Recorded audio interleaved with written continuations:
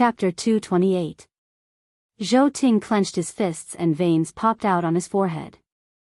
However, in front of Mr. Mei, he could only suppress the pain of losing his son and his anger towards Li Mu and Zhang Chun. He didn't believe in divine punishment at all. The way of heaven was mysterious, and the so-called divine punishment was just an excuse used by foolish people to comfort themselves. The evil spirit incident in Yang County wasn't caused by her injustice, but by the truth. Zhou Chu's death was definitely not due to divine punishment. His eyes were bloodshot. He looked at Mr. Mei and said, "Mr. Mei, do you also believe in divine punishment?" Mr. Mei wasn't sure. He glanced at Li Mu and said, "No matter what, the heavenly thunder of purple cloud isn't something that can be attracted by cultivators in the assembled God state. This has nothing to do with Li Mu. We'll only know the details after the investigation." Many commoners and officials heard the thunder in broad daylight in the Luoyang city. 2 constables from the Ministry of Justice arrived late. When they saw the charred pit, 2 corpses, and Zhou Ting, whose veins were popping out on his forehead, they knew they couldn't get involved. They were about to leave when Zhou Ting suddenly said, "This case involves the Luoyang government. They should avoid arousing suspicion and hand it over to the Ministry of Justice for investigation." The 2 constables from the Ministry of Justice stopped in their tracks. Their faces fell completely. One of the constables gritted his teeth and walked forward. He asked, "What happened here? Who killed these 2? The 2 corpses on the ground were the most eye-catching things. The constables recognized them as Zhou Chu's guards. Both of them died on the street, but they didn't know where Zhou Chu went. Li Mu said, "These 2 tried to assassinate me. I've killed them in front of everyone. The people around can testify. I can testify that these 2 tried to kill Constable Li. They deserve to die. They did evil with Zhou Chu all day long. They should have died long ago. Why didn't those thunderbolts kill them too?" With the people around as witnesses, it was easy to cover up what happened to the 2 guards. The constable's job was to chase after criminals and bandits. Their lives were easily threatened when faced with the heretical cultivation of demonic ghosts. In the case of a fatal crisis, they had the right to kill the villains who threatened their lives on the spot. As a constable, he could empathize with Li Mu. He understood Li Mu's actions very well. He skipped over this matter and asked again, "What about those thunderbolts just now?" One of the commoners said, "Zhou Chu committed all kinds of evil and was disrespectful to the heavens. The heavens sent down a few bolts of lightning and struck him to death." That constable was stunned on the spot. Giving Zhou Ting a glance, he said in disbelief, "Young Master Zhou was struck to death by lightning?" The development of the matter had greatly exceeded his expectations. This was no longer a matter that the 2 of them could handle. The constable hurriedly said, "This case is of great importance. It must be decided by the Ministry of Justice. Those related to this case, please follow us back to the Ministry of Justice for trial." Li Mu wasn't directly related to Zhou Chu's death, but it was also indirectly related. Naturally, he had to make a trip to the Ministry of Justice. Zhang Chun swallowed a pill and said, "I'll go with you. I'll also go to the Ministry of Justice to demand an explanation for Lord Zhou's palm strike just now." Zhou Ting's face darkened. The minister of God's capital, Zhang Chun, was as strong as him, but he pretended to be injured by him. "How shameless. We'll go with Constable Li too. We'll testify for him. Go to the heavens and demand justice if you can. Constable Li is innocent. Everyone, let's go to the Ministry of Justice and support Constable Li." The commoners were furious. They followed Li Mu to the Ministry of Justice. At the entrance of the Ministry of Justice, the bailiff guarding the door was scared out of his wits when he saw this scene. He thought that the people in God's capital were rebelling and attacking the Ministry of Justice. Upon closer inspection, he realized that the people at the front were 2 of his colleagues from the Ministry of Justice.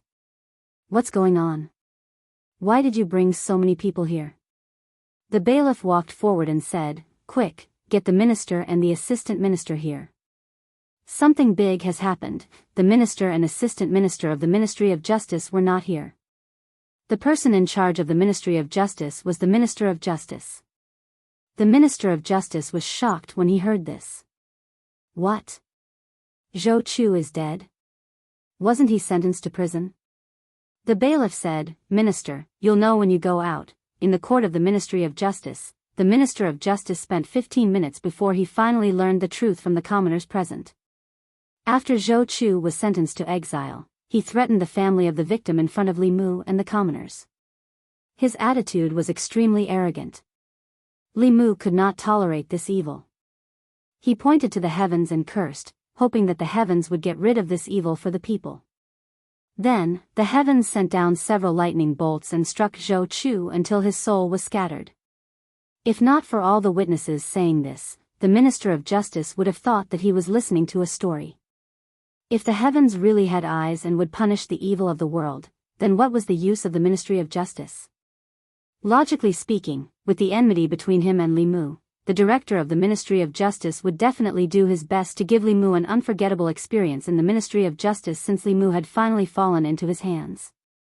But he did not dare. The facts had already proven that the person standing in front of the court was a reckless young man who was not afraid of anything.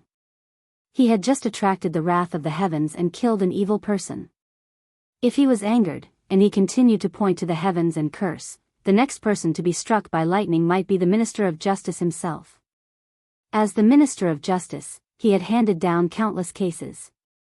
This was the first time he had encountered such a strange and tricky case.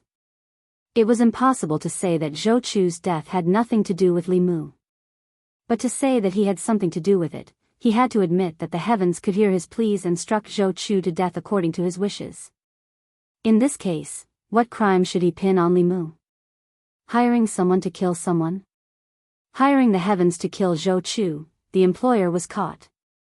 Should they also arrest the murderer? The problem was, how would the Ministry of Justice arrest the heavens? As a cultivator, he did not even dare to have such disrespectful thoughts towards the heavens. After all, not everyone had the guts of Li Mu. The Minister of Justice looked at Zhou Ting and said, the idea of the wrath of the heavens is ridiculous. Is there a possibility that the person who killed your son was actually a fifth-level master who was hiding in the dark? He did not like Zhou Chu's actions but did not dare to act openly. So he took the opportunity when Li Mu was cursing the heavens to kill your son with the heavenly thunder of purple clouds, eliminating evil for the sake of the people. Zhou Ting's son had just died. The Minister of Justice originally wanted to choose his words carefully, but in the end, driven by his conscience, he said this word. Although he had done many evil things in the past few years against his conscience, he could be considered a good person compared to Zhou Chu. He killed an innocent person with his horse. The Zhou family had paid a great price to get Zhou Chu out of prison. But not only did he not restrain himself, he became even worse. As soon as he was released from prison, he threatened the family of the victim he killed in front of the constable of the fairy's capital. Was this something a human could do? If he had a shred of humanity left, he would not have done such a thing. It was obvious that the Zhou family had been too prominent in the fairy's capital in the past 3 years. As a result, Zhou Chu had relied on the Zhou family and was so arrogant that he had lost his humanity. Zhou Ting's face darkened. He said, a fifth-level master is just your guess. No matter what, Li Mu is related to my son's death. How will the Ministry of Justice deal with him? When the Minister of Justice heard this, he was already a little angry. The Ministry of Justice did not rely on the new party. The Zhou family was powerful, but this was the Ministry of Justice. What right did he have to speak to him like this? Taking a step back, how would the Ministry of Justice deal with Li Mu? If they dealt with Li Mu, it would mean that they approved of him using the heavens to kill someone. If they dealt with the person who hired the murderer, they could not let the murderer go unpunished, right? How would they deal with the heavens? What kind of person would have the guts to judge the heavens? The Minister of Justice said, the heavenly wrath still needs to be investigated. Zhou Ting said darkly, the heavenly wrath is just an excuse they made up. My son's death must have something to do with him. If the Ministry of Justice takes him into custody and interrogates him, we'll definitely be able to get something out of him. The Minister of Justice said with a cold expression, Lord Zhou, are you teaching me how to do things? At this moment, Zhang Chun stepped forward and said angrily, "Lord Zhou, your son's death is unforgivable. However, as an official of the imperial court, you actually tried to kill me and the imperial court's official. How will you deal with this?" He sat cross-legged in the court and said coldly, "If the Ministry of Justice can't give me a satisfactory explanation today, I won't leave." Lord Zhang, who had always been as timid as a mouse, suddenly became unyielding and dared to fall out with the Zhou family. Li Mu only needed to think for a moment to figure out Lord Zhang's motive. Lord Zhang was determined to make a big deal out of this and achieve his goal of being transferred out of the fairy's capital. At this time, he could not be left to fight alone. Making a big deal out of this matter would be greatly beneficial to Li Mu. As long as they were in the right, the bigger the matter, the better it would be for them. At most, they would resign and go to Mount Baiyun to live together with Lu Hanyan and Wan Wan. Li Mu stepped forward and pointed at Zhou Ting. He said sternly, "You invert right and wrong, and you can't differentiate between right and wrong. No wonder you taught such a beast. He kills people everywhere, and he doesn't repent. He's waiting for an opportunity to take revenge. Everyone knows that he's a beast. It's satisfying that he died under the heavenly wrath." His voice was loud and clear. It spread to the ears of everyone in the court and outside the court. The people were in high spirits, and the psyche power in their bodies surged. They looked at Li Mushi in the hall, and some kind of colorless emotion surged in their bodies. Countless officials in the Ministry of Justice were stunned for a moment when they heard that. Then, they felt a surge of pride in their hearts. Regardless of their position, to be able to say such words in front of the Zhou family, even if he was their enemy, was worthy of their respect. This was how a man should be. The Assistant Minister of the Ministry of Justice walked to the entrance of the Ministry of Justice and stopped. He looked at the court and reminisced. The Minister of Justice asked, "Assistant Minister Zhou, what's wrong?" The Assistant Minister looked forward and said, "He looks like an old friend of mine." The Minister of Justice's eyes flickered. He had been an official for many years, but he had only seen the scene in the Ministry of Justice twice. Coincidentally, the mastermind of both incidents was here. In the court, the muscles on Zhou Ting's face twitched and the veins on his forehead throbbed. He said sternly, "Who do you think you are? How dare you insult me?" Li Mu looked straight at him and said coldly, "I've cursed the heavens above and the earth below. I've cursed all the injustices in the world. I'm not afraid of the heavens and earth. Who do you think you are?" Chapter 229. The officials of the Ministry of Justice stood at the door of the guardroom and eavesdropped on the commotion in the court. Ever since Li Mu came to the divine capital, they had seen too many firsts in the Ministry of Justice. The constable of the divine capital made the director of the Ministry of Justice speechless for the first time in the Ministry of Justice's territory. It was also the first time someone scolded an official of the imperial court and an important figure of the Zhou family in the Ministry of Justice's court. Li Mu seemed to have a natural aura around him, a fearless aura. Li Mu's saliva flew everywhere in the court, almost landing on Zhou Ting's face. A crooked stick would have a crooked shadow. Seeing Zhou Ting's face, Li Mu didn't find Zhou Ting's actions strange. He didn't care about his position in the first place, and he wasn't afraid of the Zhou family. He purposely played along with Lord Zhang and blew up the matter to find out the Empress's attitude. While Zhou Ting was fuming with rage, two figures walked in from outside. The director of the Ministry of Justice heaved a sigh of relief when he saw them. He quickly walked over and said, "Lord Minister, Lord Assistant Minister, you're finally back. This case is too complicated, and I don't know how to judge it," the Minister of Justice said to Zhou Ting. "Lord Zhou, I'm deeply sorry that you lost your beloved son. The Ministry of Justice will investigate this case immediately, and will hand it over to His Majesty to make a decision tomorrow morning. Lord Zhou, do you have any objections?" Zhou Ting knew that he couldn't influence the Ministry of Justice, but he could say a few words to His Majesty. He said with a dark face, "I hope the Ministry of Justice can investigate this case impartially." The Minister of Justice said, "Of course." He looked at Zhang Chun and Li Mu and said, "This case involves a lot of things. You two can return to the Yamen first and wait outside the palace tomorrow. I'm afraid His Majesty will summon you at any time. Zhou Ting's death wasn't directly related to Li Mu, so the Ministry of Justice couldn't detain him. He and Zhang Chun walked out of the Ministry of Justice and were surrounded by commoners. Constable Li, how did it go? What did the Ministry of Justice say? Zhou Ting's death was his own fault. The Ministry of Justice didn't blame you, did they? Faced with the concern of the people, Li Mu smiled and said, tomorrow, the Ministry of Justice will present this case to His Majesty and let His Majesty decide. I believe that His Majesty will give me justice. We're all with Constable Li. I suggest that everyone write a letter to plead for Constable Li. I agree. The silk used to sign the book of 10,000 people will be provided by Splendid Workshop. At this moment, Li Mu sensed from the people around him. Other than psychic power, he also sensed emotions that were different from before. This emotion was colorless, and it was the last emotion that he lacked among the 7 emotions. Love originated from the love and respect of the people. The people of Luoyang finally trusted and accepted him after he cursed and swore at the sky and was struck by lightning. Li Mu walked from the Ministry of Justice to the government office. The love he absorbed from thousands of people was enough for him to condense the 5th spirit, non-poison. In the small residence of the government office, Xiao Bai sat cross-legged on the bed to cultivate. She did not know what was going on. Li Mu walked into the room, got onto the bed, and sat cross-legged opposite her.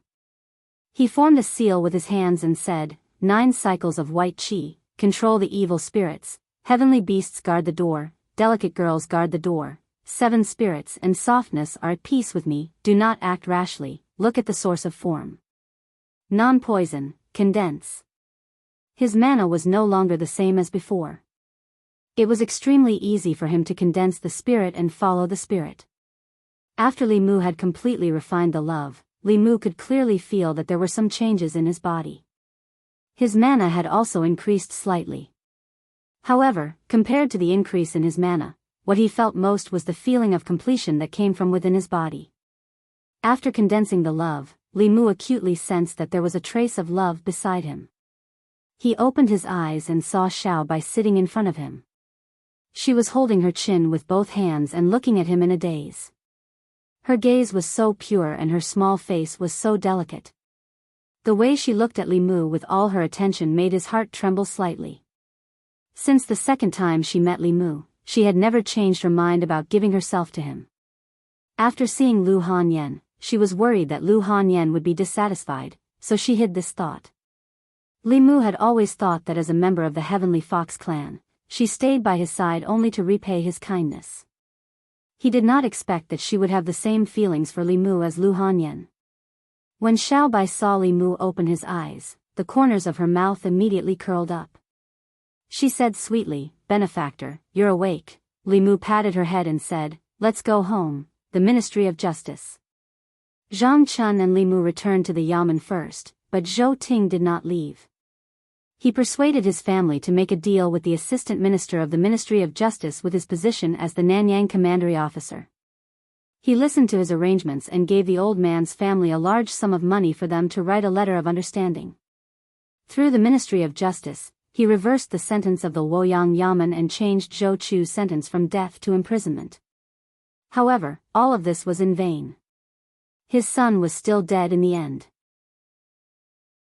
When only Zhou Ting and the assistant minister of the Ministry of Justice were left in the court, the assistant minister glanced at him and said, "I am also very regretful about your son's death, but I have already done what I promised you.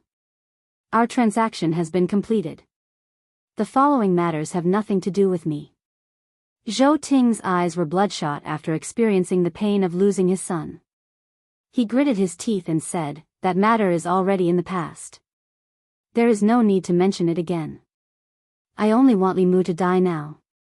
Regardless of whether Zhou Chu's death was caused by Li Mu or someone else created the wrath of heaven to deceive the world, Zhou Ting could not tolerate Li Mu continuing to live in this world. Being pointed at and scolded in the court of the Ministry of Justice, he and the Zhou family had lost all face. The assistant minister of the Ministry of Justice said, "I'm afraid it won't be that easy to kill Li Mu. He is now affecting the people of the Luoyang. Moreover, your son's actions have indeed incurred the wrath of the heavens. His Majesty will not let him die, nor will your Zhou family, unless he killed Zhou Chu. However, he clearly does not have the ability to kill Zhou Chu. If you want to avenge your son, you can only stab the heavens. A moment later, Zhou Ting walked out of the Ministry of Justice aggressively. In order to settle this matter, the Zhou family had paid a heavy price. However, in the end, an important chess piece of the Zhou family in Nanyang Commandery was lost. His son was also lost. It could be said that he had lost both his son and his army. He wanted nothing more than to cut Li Mu into 1,000 pieces and grind his bones to dust. However, there was nothing he could do. As soon as he returned to the Zhou family, a servant came to invite him, saying that the master wanted to see him. Zhou Ting passed through a few doors and arrived at a study. He knocked on the door and a dignified voice said, "Come in." Zhou Ting walked into the study and said sorrowfully, "Big brother, Chu is dead." In the study, an imposing figure said, "I already know." The figure sighed and turned to look at him. He said, "I've already warned you to be strict with yourself and discipline your son well. However, you never listened and allowed him to do as he pleased in the Luoyang. That's why he has today's consequences." Zhou Ting said sorrowfully, "It's too late to say all this now. Chu is dead. His soul has dissipated. He doesn't even have the chance to become a ghost. I must catch Chu's murderer and tear him to pieces." The figure was silent for a moment. He asked, "What did the Ministry of Justice say?" Zhou Ting gritted his teeth and said, "The Ministry of Justice suspects that a fifth realm powerhouse killed Chu, under the guise of heavenly wrath." The figure calculated with his fingers and shook his head. "No one else was involved in Chu's death. It's indeed related to that constable." Zhou Ting's eyes widened. Although he really wanted Li Mu to die, he did not think that Zhou Chu's death was caused by Li Mu. He was just a third realm constable and did not have that kind of ability. However, Big Brother had the cultivation of Dongxian. He could read the stars and predict heavenly secrets. It was impossible for him to be wrong. Zhou Ting said furiously, "It's really him. How did he kill Chu? The figure shook his head and said, "Heavenly secrets are hard to predict. It's already the limit for him to be able to predict that Chu's death is related to him." Zhou Ting said, "I'll beg the Dean and His Majesty. They'll definitely be able to calculate everything." The figure shook his head and said, "Although the Dean and His Majesty have high cultivation, they can't calculate much more than me. It's better not to disturb them. It's not difficult to find out how that constable killed Chu. As long as we use the soul assimilation technique on him, the truth will come to light." Zhou Ting thought about it and said in disbelief, "There are no traces of Fulu being used at the scene. There's also no such Dao technique. Could it really be?" The figure was silent for a moment. Then, he said calmly, "If that's the case, you don't have to pursue this matter anymore." Zhou Ting was stunned. Then, he said with a ferocious expression, "Am I going to die for nothing? If it's heavenly wrath, then it's the will of the heavens." The figure said, "The will of the heavens comes first. The Zhou family cannot lose their sense of righteousness. You must consider the big picture." Zhou Ting was silent for a long time. Then, he said slowly, "I understand." Chapter 230. Zhou Mansion.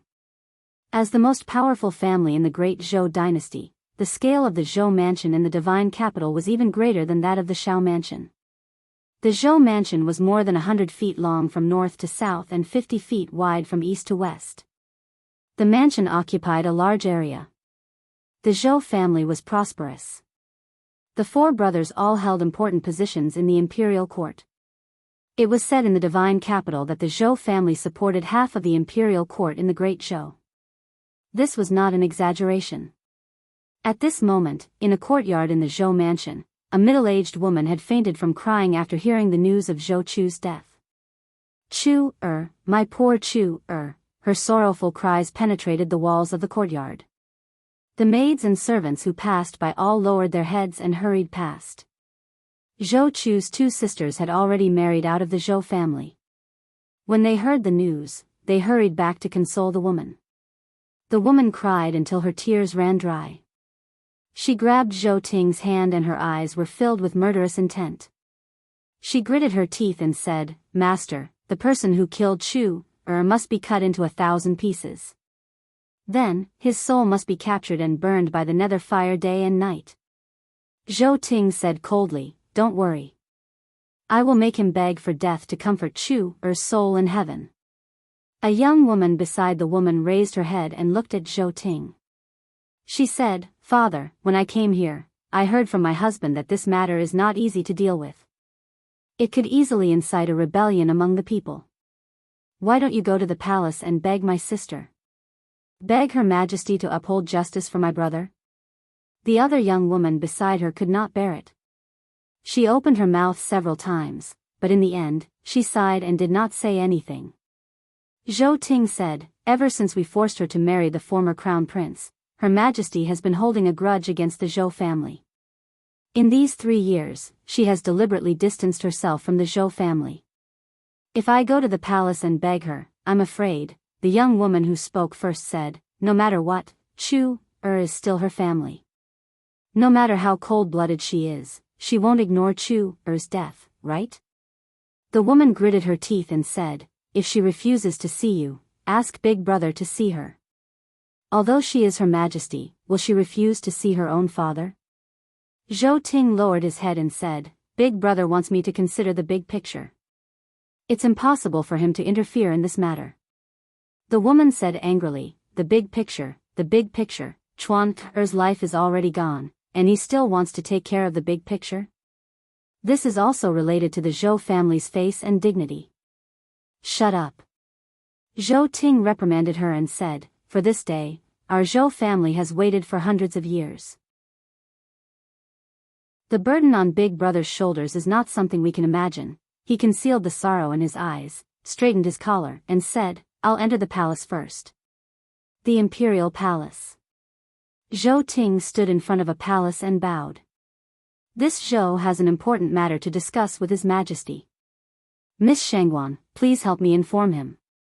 The young female official said, "I'm sorry, His Majesty had some enlightenment in cultivation today and went into seclusion early in the morning.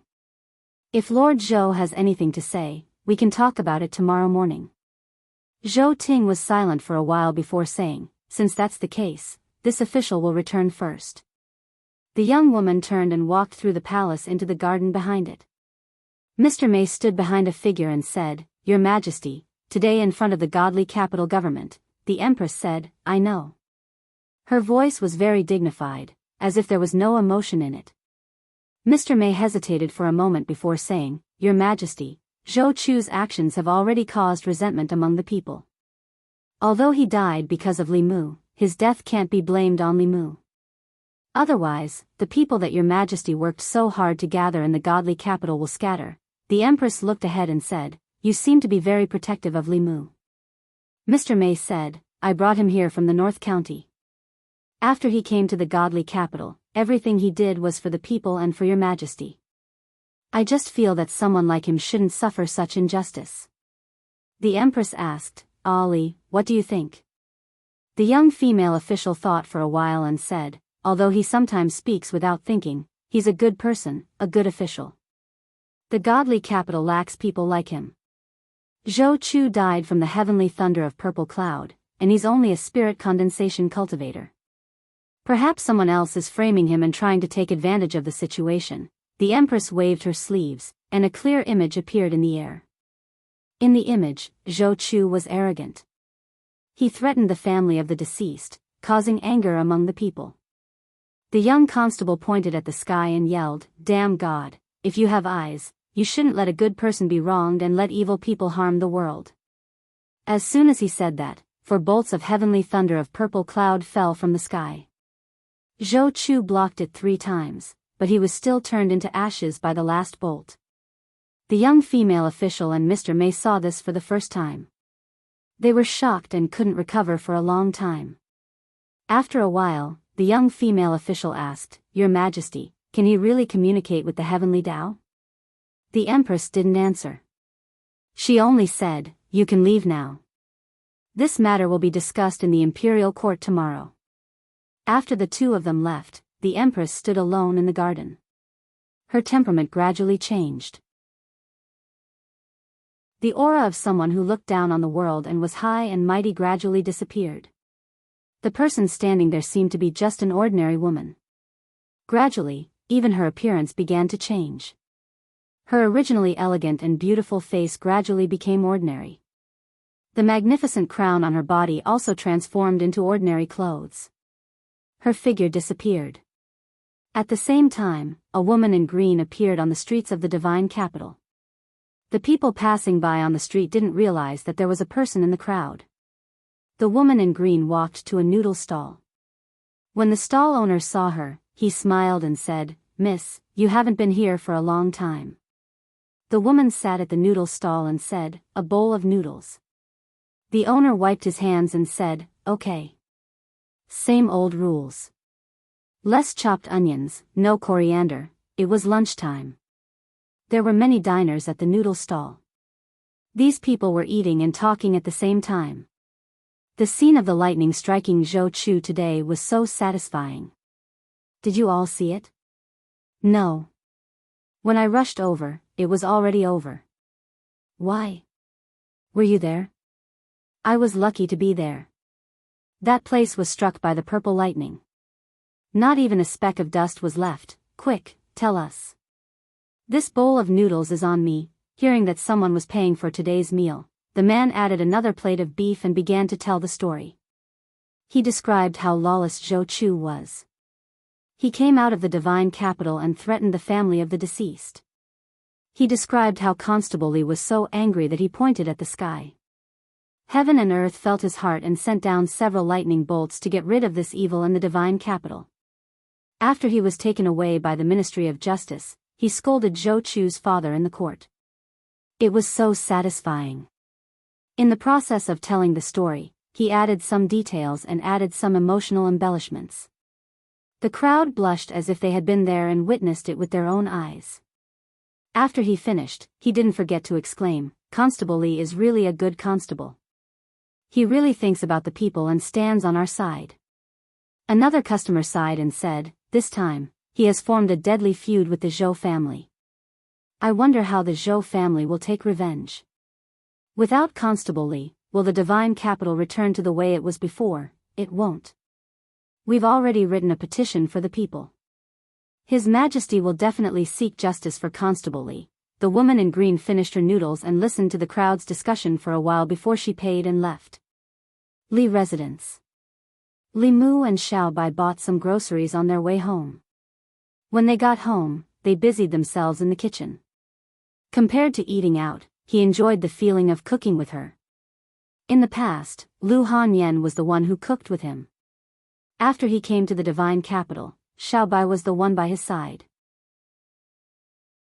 Under Li Mu's guidance, Xiao Bai's culinary skills had reached a higher level. She was qualified to be Li Mu's assistant. After the meal, Li Mu told Xiao Bai that he was going to the palace tomorrow. At that time, he would send her to the government office first. Xiao Bai asked worriedly, "Will Her Majesty blame benefactor?" Li Mu shook his head and said, "I don't know." After all, his understanding of the Empress was mostly based on hearsay. Li Mu didn't know what kind of person she really was. However, he wasn't afraid of this case. With the clear heart technique, the soul-sucking technique was useless against him. As long as he didn't admit it, no one would be able to pin Chu Zhou's death directly on him. As for the soul-searching technique, it was extremely harmful and irreversible. Unless it was an extremely important matter that concerned the country, the imperial court wouldn't use it on an official. With the people's support, the imperial court would have to be careful no matter what they did to him. Xiao Bai said firmly, "I heard that Her Majesty is as beautiful as a fairy and has a kind heart. She won't wrong benefactor." Li Mu nodded and said, "I believe in Her Majesty." Not to mention her appearance, Li Mu was actually confident in other aspects of the Empress. He came to Shen Du because of the Empress. During this time, he could be fearless and do whatever he wanted because he had the Empress support. Women were always very concerned about the appearance of other women. Xiaobai blinked and said, "How beautiful is she to be as beautiful as a fairy?" Li Mu rubbed her head and said, "What do you mean by as beautiful as a fairy?" "That's because Her Majesty is. No matter how ugly Her Majesty is, no one would dare to say that she's ugly. If you want to know what it means to be as beautiful as a fairy, go back to your room and look in the mirror." Xiaobai was stunned for a while before she realized that Li Mu was praising her. She blushed and said uneasily, "I'll go wash the dishes." The girl was still a little shy. If it were Lu Hanyan, she might have already fallen into Li Mu's arms and made love to him. Li Mu returned to his room and sat down cross-legged. Not long after, he felt sleepy. In his sleep, a fog suddenly appeared in front of his eyes and a woman's figure appeared. Seeing the familiar woman, Li Mu was stunned. Fear appeared on his face and he said in shock, "No way, again." Chapter 231. Ever since that night when he was ravaged 8 times, this woman had never appeared in Li Mu's dreams again. This made him think that what had happened back then was merely a coincidence. Until now, this familiar figure had appeared in his dream once again. This made Li Mu realize that the possibility of that incident being a coincidence was infinitely close to zero. Li Mu did not leave the dream immediately. He needed to figure out what was going on. Li Mu looked at the woman from afar and asked, "Who are you?" The woman said indifferently, "You don't need to know who I am." Li Mu asked tentatively, "Are you my inner demon?" With Li Mu's knowledge, other than an inner demon, he could not think of any other possibility. Even Dong Xian could not casually invade other people's dreams. This was something that even Venerable Qinhuan could not do. Inner demon? The woman looked at him and said slowly, "You can understand it that way."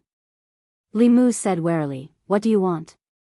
The woman said, "I was born because of you. Why don't you ask yourself what you want?" Her words made Li Mu no longer doubt her identity. Except for the consciousness born in his body, no one could easily enter his dreams. Many people interpreted the high-level inner demon as a second soul. According to Li Mu's understanding, it was more like a second personality. In the same body, several different consciousnesses were born. Their age, personality, and even gender could be different. Li Mu had seen this kind of setting countless times in suspense movies. Li Mu asked warily, "You want to devour my consciousness?" The woman shook her head and said, "Not interested." Li Mu said in surprise, "Then what do you want?" The woman looked at Li Mu and said, "You killed Zhou Chu." Li Mu looked at the woman. The consciousness of the inner demon and the main body did not affect each other, so she did not know what she was thinking or what she knew. However, the experiences of this body could not be hidden from her. Although the person in front of him was a woman, Li Mu knew very well that he was her and she was him. He had nothing to hide from himself. Li Mu asked, "Don't people who are worse than beasts deserve to die?" The woman said, "Director Zhou is from the Zhou family, and His Majesty's surname is also Zhou. Aren't you afraid that His Majesty will be biased?" Li Mu looked at her and said, "You know a lot." The woman replied, "You are me, and I am you. I know what you're thinking." Li Mu looked at her and asked, "Then tell me, what am I thinking now?" Li Mu thought, if the inner demon only appeared in dreams, if he had a wet dream, what would it look like in the eyes of the inner demon? Whoosh! As soon as this thought appeared in his mind, the shadow of a whip came at him. Li Mu quickly dodged, and finally no longer doubted it. She even knew what he was thinking in his dreams. Other than his inner demon, what else could she be? The woman actually did not know what Li Mu was thinking. She only saw that his expression was strange, wretched and lustful. He could not be thinking of anything good, so she might as well whip him first. Li Mu looked at the woman and said, "Don't be impulsive. Hitting me is hitting you." The shadow of the whip slowly disappeared. The woman asked again, "Why are you doing this? What good is it for you?" Li Mu said, "You are me. You don't know why I'm doing this?" The woman did not speak. Li Mu guessed that she could only understand his thoughts in his dreams. He could not help but feel relieved. Worried that she would be angry and hang him up to beat him again, Li Mu said, because I am a bailiff. It is my duty to get rid of evil and bring justice to the people. Moreover, His Majesty has treated me with sincerity. I have to clean up the evil in Luoyang and unite the people to repay His Majesty. The woman looked at him indifferently and said, help her unite the people. It is unprecedented for a woman to be the emperor. It subverts ethics and disturbs the morals. How can a man become her pawn? Watch your words. Li Mu glared at her and said, during His Majesty's reign, he implemented benevolence and reformed the legal system. Many people have a better life. In contrast, during the time of the previous emperor, the 36 counties were filled with corrupt officials. Even Luoyang was a mess. If I don't help such a wise emperor, should I help a tyrant? Li Mu was dissatisfied with the woman in front of him. As his other personality, she did not have the consciousness of the main personality. Li Mu felt ashamed for having such a personality. The woman was silent for a moment. She looked at Li Mu one last time and her figure slowly faded away. Li Mu pointed at her and said, don't go. I haven't finished talking. The woman's figure completely disappeared. Li Mu also woke up from his dream. He touched his head with a puzzled expression. This time, he did not get beaten up. This time, she was not as unreasonable as last time. He had read about the inner demons in books. They were all violent and murderous monsters. This was the first time Li Mu had heard of such a type. It was a dreamless night. Li Mu hugged Little White and slept until dawn. After sending her to the yamen, he waited outside the palace with Zhang Chun. The morning court had already begun. They did not know what was going on inside. Until now, they had not been summoned. The two of them waited outside the palace in boredom. In the crepe myrtle palace, some of the courtiers were arguing in full swing. An official said angrily, a country has its laws and a family has its rules. Zhou Chu has already been tried. Who gave him the right to execute on his own? An imperial censor objected, Zhou Chu was unrepentant and deranged. He angered the heavens and attracted the thunder fire. What does it have to do with others? The official said, who attracted the heavenly thunder of purple cloud? The imperial censor said, do you have evidence? Some officials have already calculated that Zhou Chu's death is related to Li Mu. His death is also related to the heavens. Why don't you interrogate the heavens? You are twisting words and forcing logic. You are trying to accuse him. Whether it is true or not, we will know if we use the soul search on Li Mu. The court was divided into two factions regarding Zhou Chu's case. One faction believed that Li Mu, as an arrestor, did not have the right to execute anyone. His actions were considered intentional murder. The other faction believed that Zhou Chu died from the wrath of the heavens. The heavens were greater than everything. Even if the wrath of the heavens was caused by Li Mu, it should not be blamed on him. The two factions argued endlessly. The entire court was very noisy. Silence. The young female official's voice reached everyone's ears. Everyone shut their mouths. The court was so quiet that you could hear a pin drop. No matter how they argued, the final verdict of this case still depended on the emperor. The moment the court quieted down, an image suddenly appeared in front of everyone. The scene was the scene in front of the Shendu Yamen. Zhou Chu, who was already dead, was in the picture. The officials were shocked. At this moment, they remembered that His Majesty was not only the emperor, but also an expert of the upper realm. He had already reached the peak of the profound light technique and was able to reenact the past. Everyone's eyes were fixed on the image. In the image, Zhou Chu's expression was arrogant. He said to Li Mu, that's right, after I leave, you have to pay more attention to that old man's family. I heard that they live outside the city. You have to be careful when you walk on the road. There are many people riding horses outside. If one or two are killed, it will not be good. One of the imperial censors could not help but point at the image of Zhou Chu and said angrily, lawless, lawless. Does he not have the law in his eyes? Another imperial censor spat and said coldly, this is simply the behavior of a beast. He deserves to die. In the court, many people's faces were filled with anger. This was a blatant provocation of the law and justice. They only heard that Zhou Chu was arrogant, but they did not expect him to be so arrogant. Under the strong impact of this image, several officials of the new party also retracted their heads. Whoever dares to speak up for Zhou Chu will definitely offend the public. What worried them more was the emperor's thoughts. His Majesty used his great magical power to reenact the image of yesterday. Does this mean that he is not on the side of the Zhou family?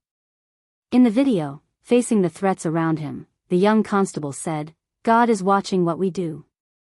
God is watching us." Zhou Chu sneered, "God, after so many years, I really want to see what God looks like. If you have the ability, let them come down." The young arrestor was obviously enraged. He pointed to the sky and scolded God for being blind.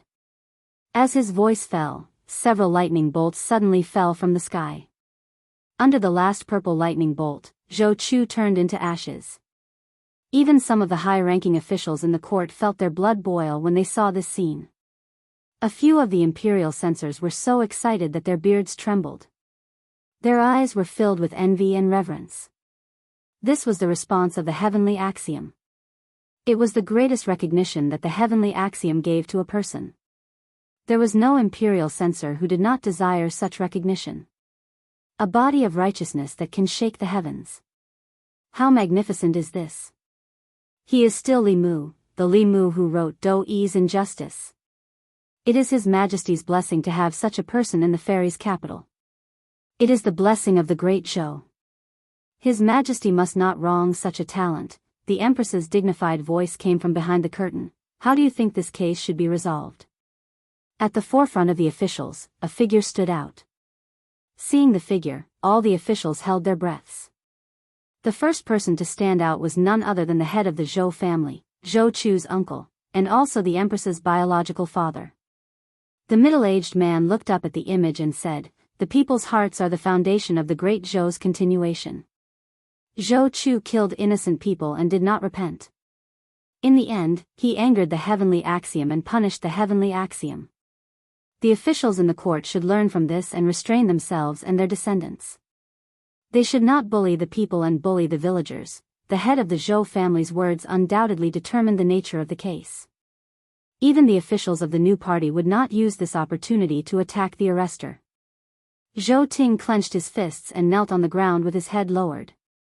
He closed his eyes and said in a trembling voice, "I have not taught my son well. I have let your Majesty and the people down. I am ashamed to be in the court. I wish to resign from the position of Assistant Minister of the Ministry of Works. I hope your Majesty will approve."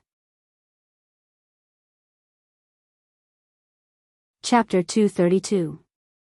Li Mu and Zhang Chun waited for a long time at the gate of the palace. Instead of the Empress, they saw Mr. Mei. Mr. Mei walked out of the palace gate and said to the two, "It's all right now. You can go back."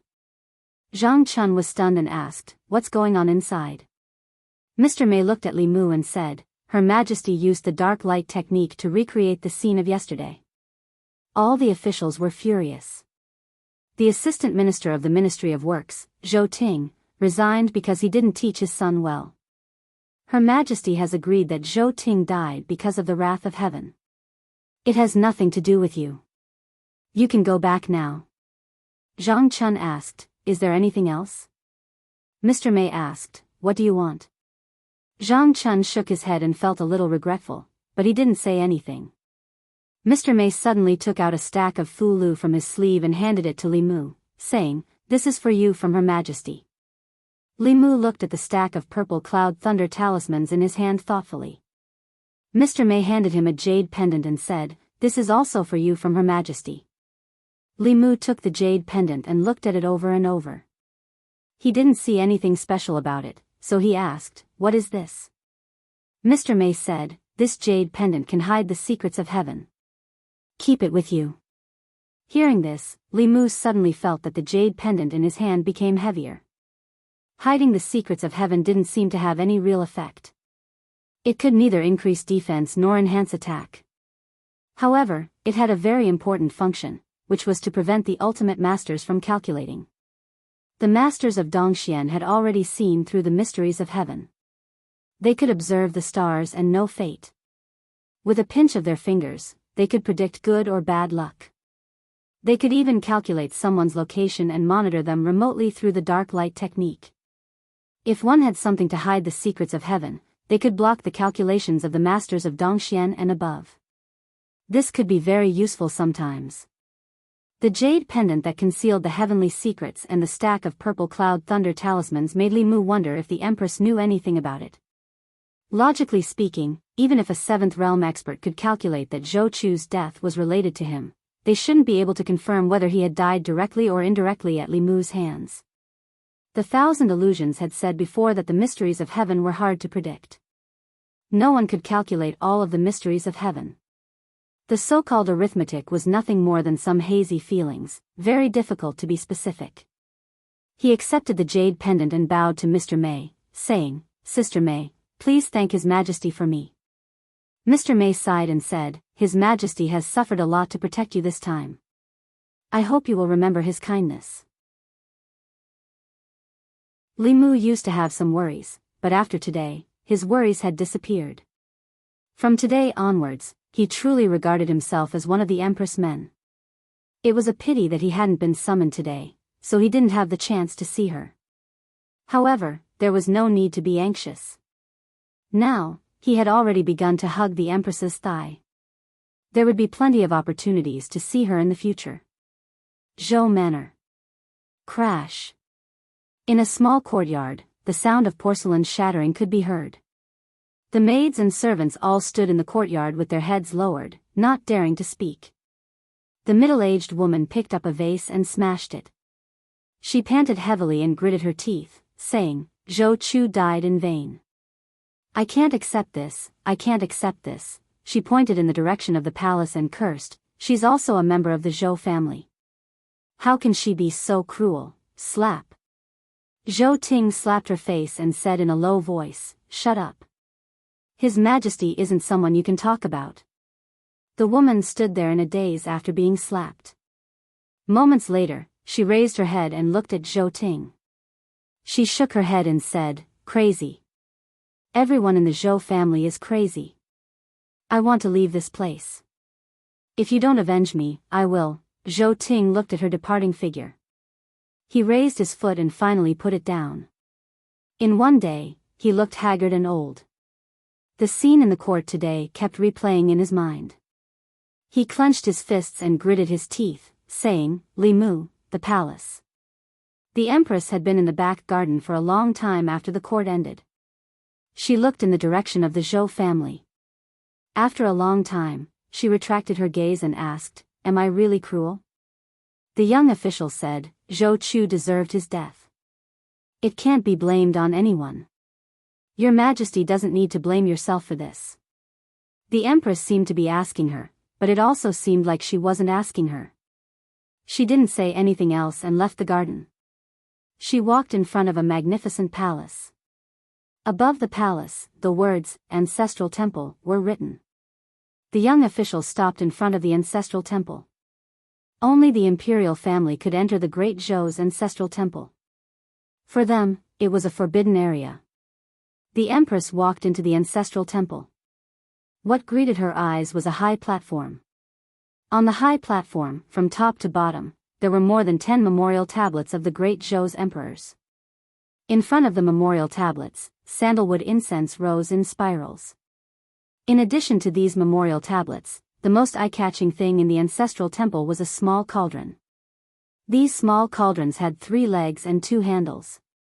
They were neatly arranged in a row under the memorial tablets of the great Zhou's emperors. After a careful count, one would find that there were a total of 36 small cauldrons. The 36 small cauldrons emitted a faint golden light. The golden light was strong and weak. The strong light was dazzling, and the weak light was dim. The golden light of each small cauldron condensed into golden lines that converged in a giant cauldron in the ancestral temple. The giant cauldron had 3 legs and 6 handles. The body of the cauldron didn't emit any light, but there was a golden dragon swimming in the cauldron. The golden dragon felt the empress walk in and swam out of the cauldron. It happily circled above her head a few times, and then flew back into the cauldron. In the corner of the ancestral temple, there were 3 prayer mats. 3 figures sat cross-legged on the prayer mats. Their auras were extremely obscure. They all wore black dragon robes. If one looked closely, one would find that the golden dragon embroidered on their robes only had 4 claws. An old man with a face as withered as tree bark on the left opened his eyes. He looked at the most dazzling cauldron in the center of the 36 small cauldrons and said, "The psyche power of the people of the divine capital has multiplied several times in this month. The guy you transferred from the North County is quite capable." The Empress's expression was calm. She looked at the golden dragon swimming in the cauldron and asked, "When will this strand of Emperor's chi be complete?" The old man said, "During Emperor Wen's time, the sea was clear and the rivers were clear. The people were loyal, but it took 20 years. 2 generations of emperors spent nearly 100 years to produce 1 strand, and it has already been used by you. With the current Great Zhou, it will take at least 30 years for the next strand of Emperor's chi to be complete." The Empress frowned and said, "That's too long." The old man said with a smile, "The Zhou clan has been planning to steal the throne since a few hundred years ago. We've been planning this for so long, and our ancestors have sacrificed their lives to obtain a stream of monarch chi, yet you're not interested in being the emperor. How ironic." The Empress said coldly, "The Zhou family's matters have nothing to do with me." The old man smiled and said, "I'm afraid you will have to sit in this position for a long time. You will slowly lose your family and friends. The officials will respect you and fear you, but they will never reveal their true feelings to you. Your parents will call you your majesty and have ulterior motives. No girl will get close to you, and no man will like you. You will slowly lose love, hate, happiness, anger, sadness. Stop talking. It's useless. This is the fate of every emperor. You will not be an exception." A golden whip appeared in the Empress's hand. She said word by word, "I told you to stop talking." The old man lowered his head and immediately fell into a deep sleep. The Empress walked out of the ancestral temple. The young female official said respectfully, "Your Majesty." The Empress looked at the respectful expression on her face and said, "Return to the palace, Fairy's capital, Li residence." Li Mu had just upgraded the formation in his residence. He used some Fulu and Dharma treasures that he didn't need in a shop in Fairy's capital that was specially opened for cultivators to exchange for spiritual jades. Then, he used the spiritual jades to buy a set of formation flags from another shop. Although Fairy's capital was mostly populated by commoners, there were a few markets that were specially opened for cultivators to trade. Using the upgraded formation of the formation chess, it could temporarily trap a 5th realm cultivator. If one wanted to sneak into the formation silently, they would have to have the cultivation of Dongxian. After doing all this, Li Mu gave most of the purple cloud thunder talismans that the Empress gave him to Xiao Bai to protect herself. He only kept a few for himself. The jade pendant and the thunder talisman that the Empress gave him. One was to steal the sky, while the other was to conceal heaven's secrets. No matter how slow Li Mu was, he understood the Empress's intention at this moment. The purple cloud thunder talisman was the proof that Li Mu would use his thunder technique in the future. Otherwise, after Zhou Chu's incident, he couldn't reveal his thunder technique in front of others. This jade pendant that concealed heaven's secrets would prevent cultivators above Dongxian from finding out that he was the culprit. The Empress had thoughtfully prepared these for Li Mu. The Empress must already know that Zhou Chu's death was his doing. A transcendent powerhouse was terrifying. Even so, she still chose to protect Li Mu. This meant that Li Mu still had a place in her heart. He didn't work so hard for her in vain. Not only was she righteous, but she was also so protective. He really loved the Empress like this. Chapter 233. Half a month had passed since the Zhou Chu incident. In the morning, Li Mu, who was sitting cross-legged on his bed, slowly opened his eyes. A golden light flashed in his eyes. Although he had been preparing to cultivate both Buddhism and Taoism, he had spent more than 90% of his time cultivating under the guidance of Taoism. He had very little time to recite scriptures and practice Buddhism. Especially after entering the spirit-concentrating realm, the growth of his mana had slowed down. He had spent all his time cultivating Taoism. Now, his Taoist cultivation had reached the third realm, but his Buddhist cultivation had only barely broken through the first realm last night. The first realm of Buddhism was called breakthrough. It meant that Buddhist disciples could see through the mortal world and enter into Buddhism. This realm required the cultivation of the six senses. Now, Li Mu's six senses had been perfected.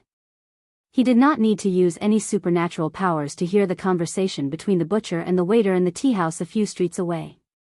Through his sense of smell, he could easily distinguish the various smells in the air and trace them back to their source. In a way, he already had the innate supernatural powers of some monsters. Some monsters were born with a keen sense of hearing and smell. Although humans were suitable for cultivation, they were far inferior to monsters in terms of innate supernatural powers. Li Qing had once advised him that only by cultivating one of the two sects of Buddhism and Taoism could one attain a profound level. At that time, Li Mu did not feel anything. Now, he finally realized that a person's energy was limited. Even if he was talented in both Buddhism and Taoism, it was impossible to cultivate both to a high level. The realms after Buddhism required even more time. His next cultivation focus was on how to break through to the transcendent realm as soon as possible. After the Zhou Chu incident, Zhang Chun was unexpectedly promoted again. He was promoted from Divine Capital Deputy to Divine Capital Magistrate. He was now the leader of the Divine Capital Yamen. Not only that, His Majesty did not appoint a Divine Capital Deputy or Divine Capital Magistrate. In other words, he was in charge of this huge yamen alone. No one could order him around anymore. Li Mu was still the constable of the Divine Capital Yamen. He was an official, not an official. Although officials and officials were both civil servants of the Great Zhou and were paid by the state, there was a clear distinction between the two. There were no harsh requirements to become an official of Great Zhou. Officials were generally appointed by local officials, or their sons would inherit their father's business. As long as their family background was clean and they had not committed any crimes within 3 generations, they would have the qualifications to become a glorious official of the Great Zhou. But officials were different. The lowest-ranking official in Great Zhou, even if it was just a small county magistrate, still needed to receive a few years of formal education in the academy. Only after a few years would they have the qualifications to enter the imperial court as an official. This was a rule set by Emperor Wen in order to clean up the chaos in Great Zhou's officialdom and improve the quality of the officials as a whole. At that time, this measure indeed played a very big role. At that time, the imperial court was full of nepotism, and the officials formed cliques to pursue personal interests.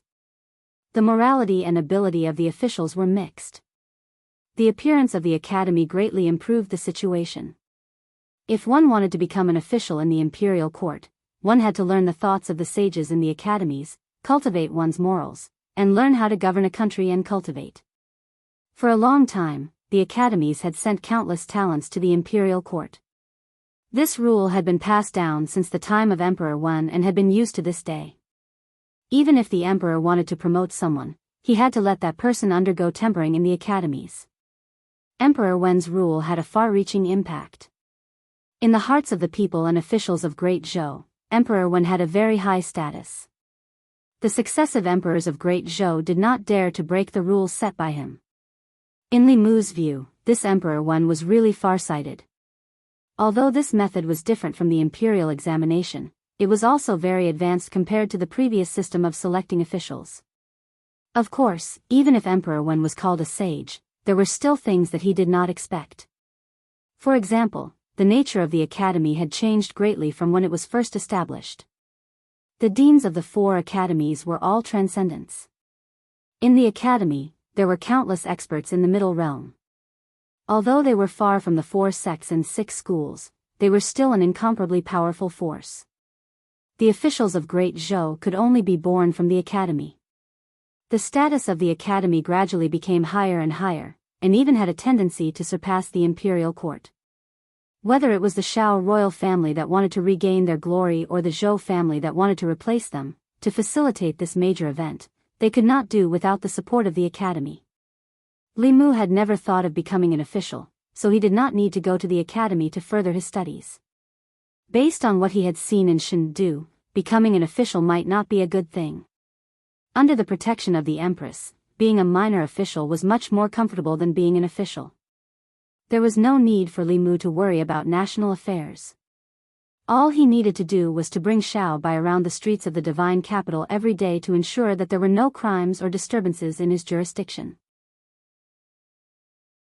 That was enough for him to fulfill his duty. After Zhou Chu's incident, his status in the hearts of the people had risen to the peak. This allowed him to obtain willpower from the people of Chengdu without deliberately doing anything. With this speed, it was not impossible for him to advance to the Abhijna level within a year. After Zhou Chu's incident, the Zhou family's reputation in Chengdu was not greatly affected. Although Zhou Chu had committed a heinous crime, the Zhou family's handling of this matter did not make the people feel disgusted. There were many disciples of the Zhou family, and Zhou Chu was only one of them. Other than Zhou Chu, the other disciples of the Zhou family did not have any misdeeds. In comparison, the Shao royal family's performance in Chengdu was even worse. In the past few hundred years, they had been the masters of the great Zhou dynasty and Chengdu. Although they had been suppressed by the Zhou family for a short period of time, the sense of superiority in their bones could not be erased. Li Mu counted with his fingers. He had not been in Chengdu for long, but he had offended the 3 provinces, 6 ministries, 9 temples, the Shao family, the Zhou family, and the academy. Other than the academy, he had offended almost everyone he could. Li Mu had already offended the Shao family and its old clique before he came to Chengdu. When he pushed for the abolition of the substitute crimes silver, he had also beaten up the children of many officials in the Ministry of Rights, Ministry of Justice, Taichung Temple, and the 3 provinces and 6 ministries. With Zhou Chu's incident, he had also offended the Zhou family. He was only missing the academy to become the public enemy of Chengdu. Among the common people, the situation was the exact opposite. Li Mu was now very popular among the common people. He could go to the small restaurants on the street, to the brothels and taverns. As long as he wanted to, he could buy food, use, and entertainment for free. When he passed by the brothels, the brothel keeper ran out countless times, bringing along many girls. They all winked at Li Mu and said coquettishly, "Constable Li, come in." Shao Bai was so scared that she did not care about the candied haws in her mouth. She ran over and hugged Li Mu's arm, holding her head high and chest out in front of them. Ever since Lu Hanyan went to Mount Baiyun to cultivate, she had been strictly carrying out the task given to her by Lu Hanyan. She did not allow any other seductress to appear beside Li Mu. These girls from the brothels were naturally her main targets of protection. The brothel keeper glanced at Shao Bai and said to Li Mu, "Constable Li, why are you so shy?" "The girls are not charging you." Li Mu waved his hand. Next time, the Yamen had its own rules. In order to prevent officials from being corrupt, they could not eat or take the common people's food for free. They could not go to the brothels during the day. Of course, going to the brothels during the day was also forbidden. There were countless eyes in Luoyang staring at Li Mu. He had to be careful with his words and actions. He could not give anyone a chance to take advantage of him. Shao Bai was still hugging Li Mu's arm tightly. She said, "Sister Lu said that when you come to Luoyang, you can't fool around. You can't go to that kind of place." He was the one who saved the little fox, but she had become Lu Hanyan's spy. Li Mu looked at her and asked, "If I go to that kind of place, will you tell Sister Lu?" Shao Bai nodded without hesitation. She said, "I promise Sister Lu." Li Mu asked again, "If I don't let you tell her, will you listen to Sister Lu or me?" This question made Shao Bai stop chewing on the candied hawthorn. She muttered, I. After a while, she lowered her head and said softly, I will listen to you, benefactor." Li Mu was comforted. Shao Bai's answer proved that she was still his caring little girl. Even if she made a mistake, she would help him hide it. Who would not like a little girl like her? Of course, Li Mu would not make such a mistake. He just wanted to tease Xiao Bai. Xiao Bai lowered her head and hesitated for a while. Then she looked up and said, "Benefactor, if you want, Xiao Bai can do it too." "I have already turned into a human," Li Mu patted her head and said, "I'm joking. I won't go to that kind of place." He knew very well that before Xiao Bai transformed, she was prepared to give herself to him at any time. However, she was placed by Lu Hanyan to keep an eye on Li Mu. If she betrayed Lu Hanyan and stole from him, how could the two of them be good sisters in the future? Although Xiao Bai was indeed very attractive, Li Mu would not lose the big picture for a small gain. He would not be greedy for a moment of pleasure and bury the fuse for a future Azura battlefield. After receiving Li Mu's promise, the girl became happy again. She happily held onto Li Mu's arm and turned back to stick out her tongue in the direction of the brothel. Along the way, Li Mu bought some snacks for Xiao Bai. He was about to return to the yamen when his gaze inadvertently swept across the front. His gaze suddenly froze. Two figures walked past on the street in front of him. The two of them, one old and one young, did not see Li Mu. Li Mu did not recognize the young man. His gaze swept past him and stopped on the old man. This was the first time Li Mu saw this old man, but his figure overlapped with a figure in Li Mu's memory. To be precise, it was the memory of the assassin that Li Mu had obtained from Madame Chu in the North County.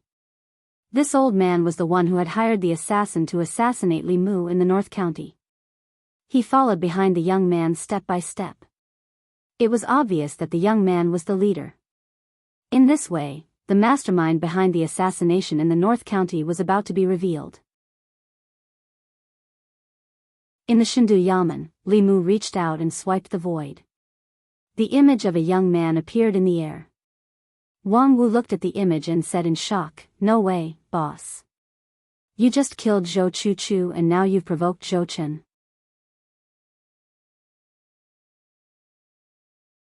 Chapter 234.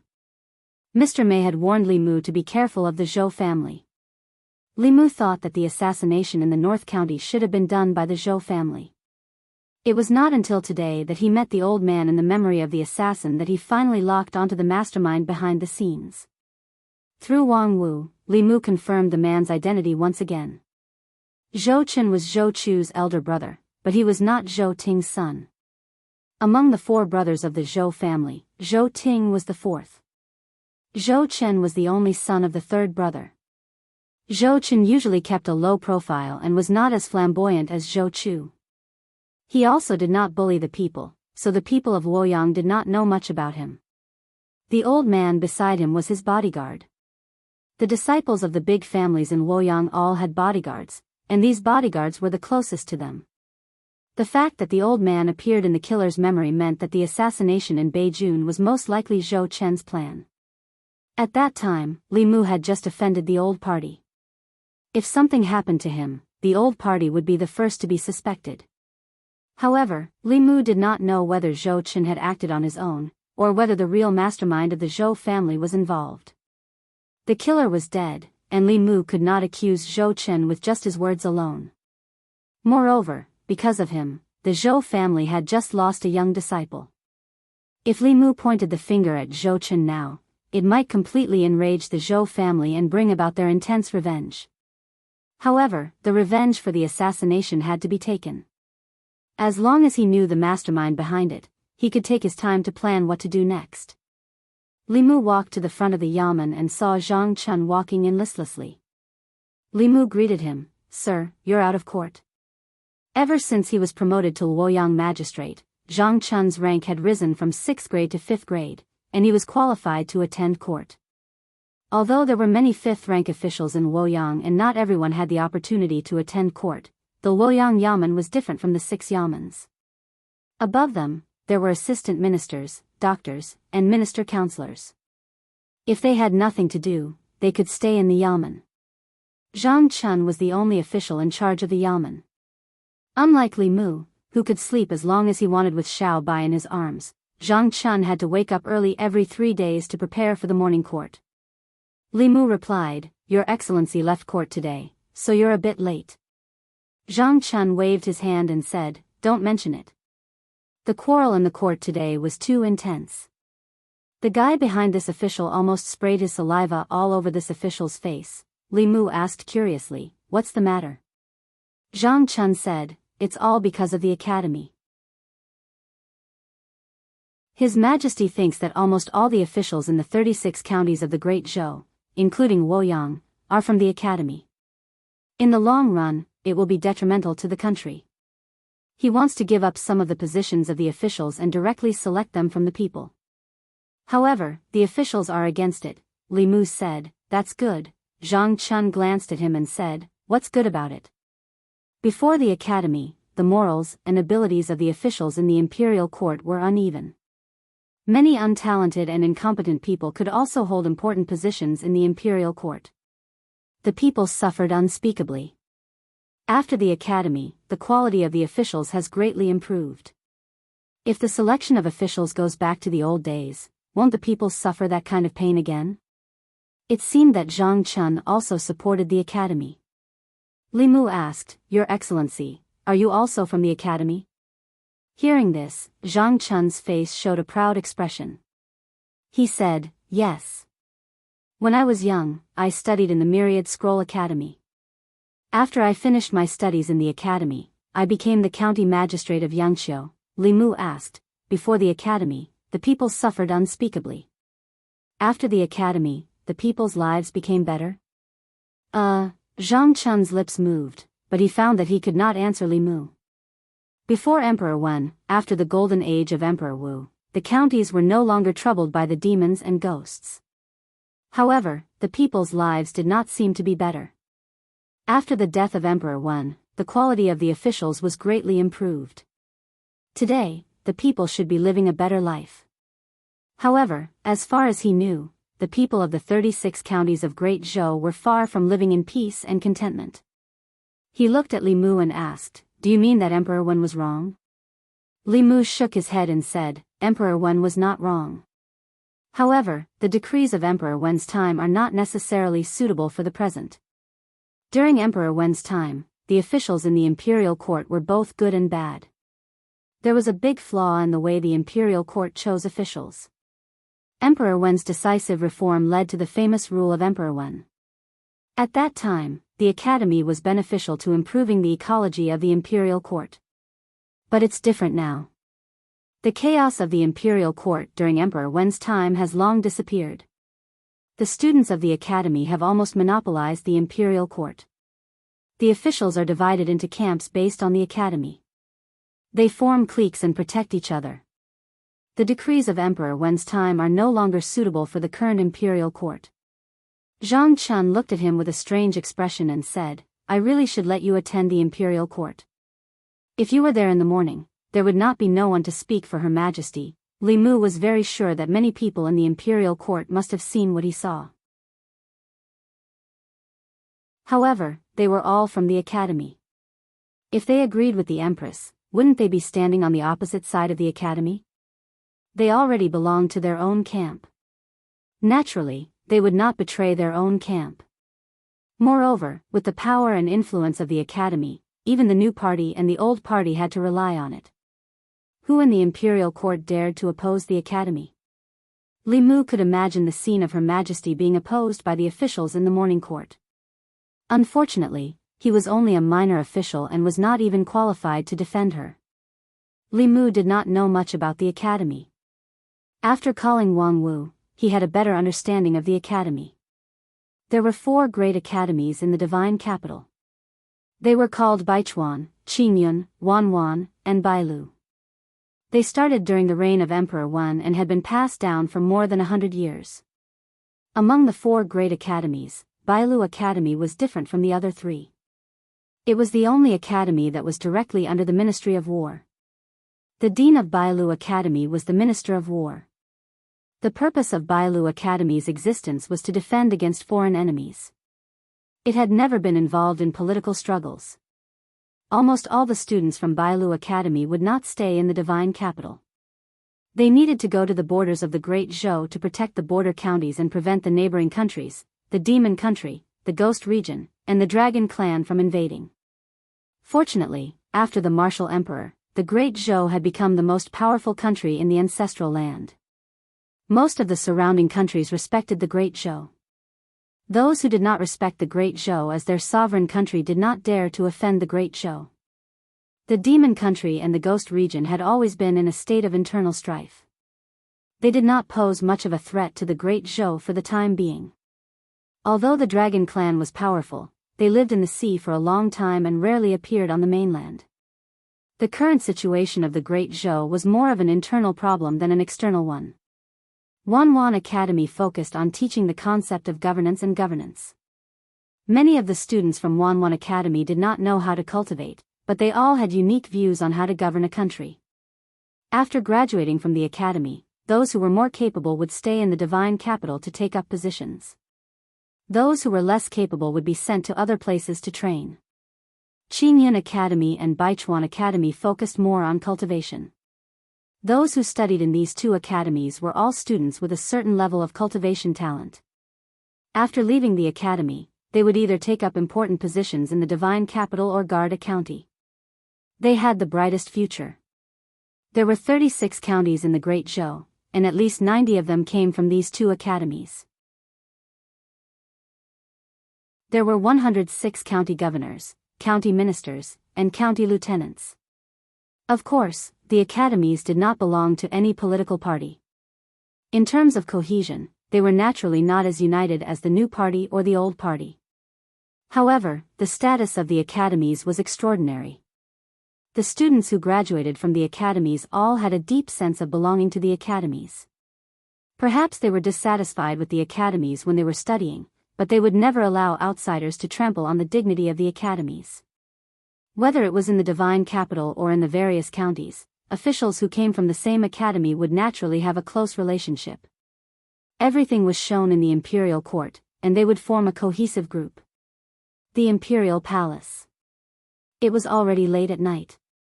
The empress stood in the empty palace. She no longer looked dignified in front of others. There was still anger on her face. She was angry about what happened in the imperial court. She looked around, trying to find someone to talk to and vent her frustrations. However, she could not find anyone. In fact, since she was forced to take this position 3 years ago, there was no one she could talk to. That person was right. Sitting in this position, she would slowly lose her family and friends. No one would reveal their true feelings to her. Her parents called her Her Majesty and wanted her to pass the throne to a descendant of the Zhou family. Her former friends only had respect and fear for her now. She had gotten everything that others wanted, but she had lost everything that she wanted. She walked out of the palace and looked up at the sky. Suddenly, she thought of someone. The Li residence. Li Mu was sleeping soundly with Xiao Bai in his arms. Suddenly, white mist filled his vision. A familiar figure appeared in front of him. Li Mu had not seen his other personality for a long time. When he saw her again, he felt a sense of familiarity. He waved at her and said, "Long time no see." Although the interaction between the two personalities was not very pleasant in the beginning, she did not appear every day. She also did not torture Li Mu every time she appeared. Li Mu was not as afraid of her as he was in the beginning. The beautiful woman's expression was a little ugly. She did not pay attention to Li Mu. Li Mu's heart skipped a beat. He wondered if she was on her period. Would her inner demons be on their period? In order to prevent her from venting her anger on him, Li Mu prepared to slip away. The next moment, the scenery in front of him changed. The two of them appeared at the peak of a mountain. There was a pavilion at the peak of the mountain. At this moment, the two of them were sitting in the pavilion. There were a few exquisite dishes in front of them. The aroma of the dishes made Li Mu swallow a mouthful of saliva. He complained in his heart. Whose dream was this? Why was her control of the dream more skillful than his? The surrounding scenery was so real. Li Mu could hear the birds, smell the fragrance of flowers, and even feel the mountain breeze blowing on his face.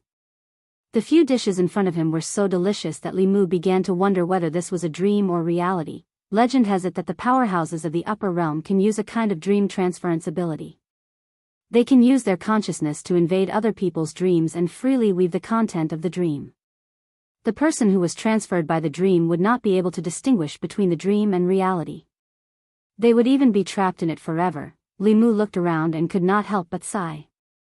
The legendary dream transference technique was just like this, right? Li Mu looked at the woman opposite him and asked, "Are you in a bad mood?" The woman did not answer, but the answer was written on her face. Li Mu did not know why a heart demon would be in a bad mood.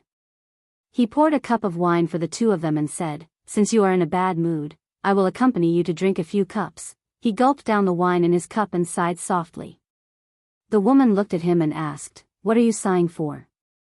There was nothing to hide from his other self. Li Mu said leisurely, "Unfortunately, I am not Lord Zhang. Otherwise, in today's morning court, I would not have let His Majesty face the officials alone." The woman raised her eyebrows, looked at Li Mu and said, "What's so good about that woman? She is just a rebel who seized power and stole the country. Is it worth it for you to protect her like this?" Bang!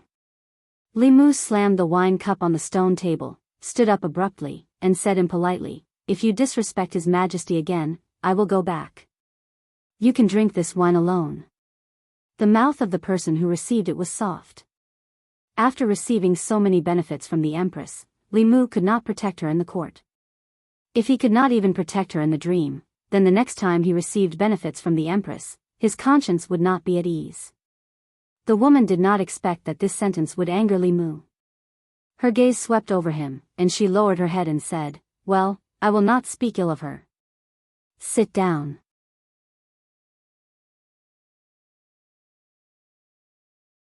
Chapter 235. Li Mu didn't know what other people's inner demons were like, but his seemed to be somewhat different. She obviously didn't have much desire to erode Li Mu's consciousness and occupy his body. Instead, she was not very friendly to the Empress. Was it because of jealousy? Speaking of which, Li Mu was also a little jealous of the Empress at first.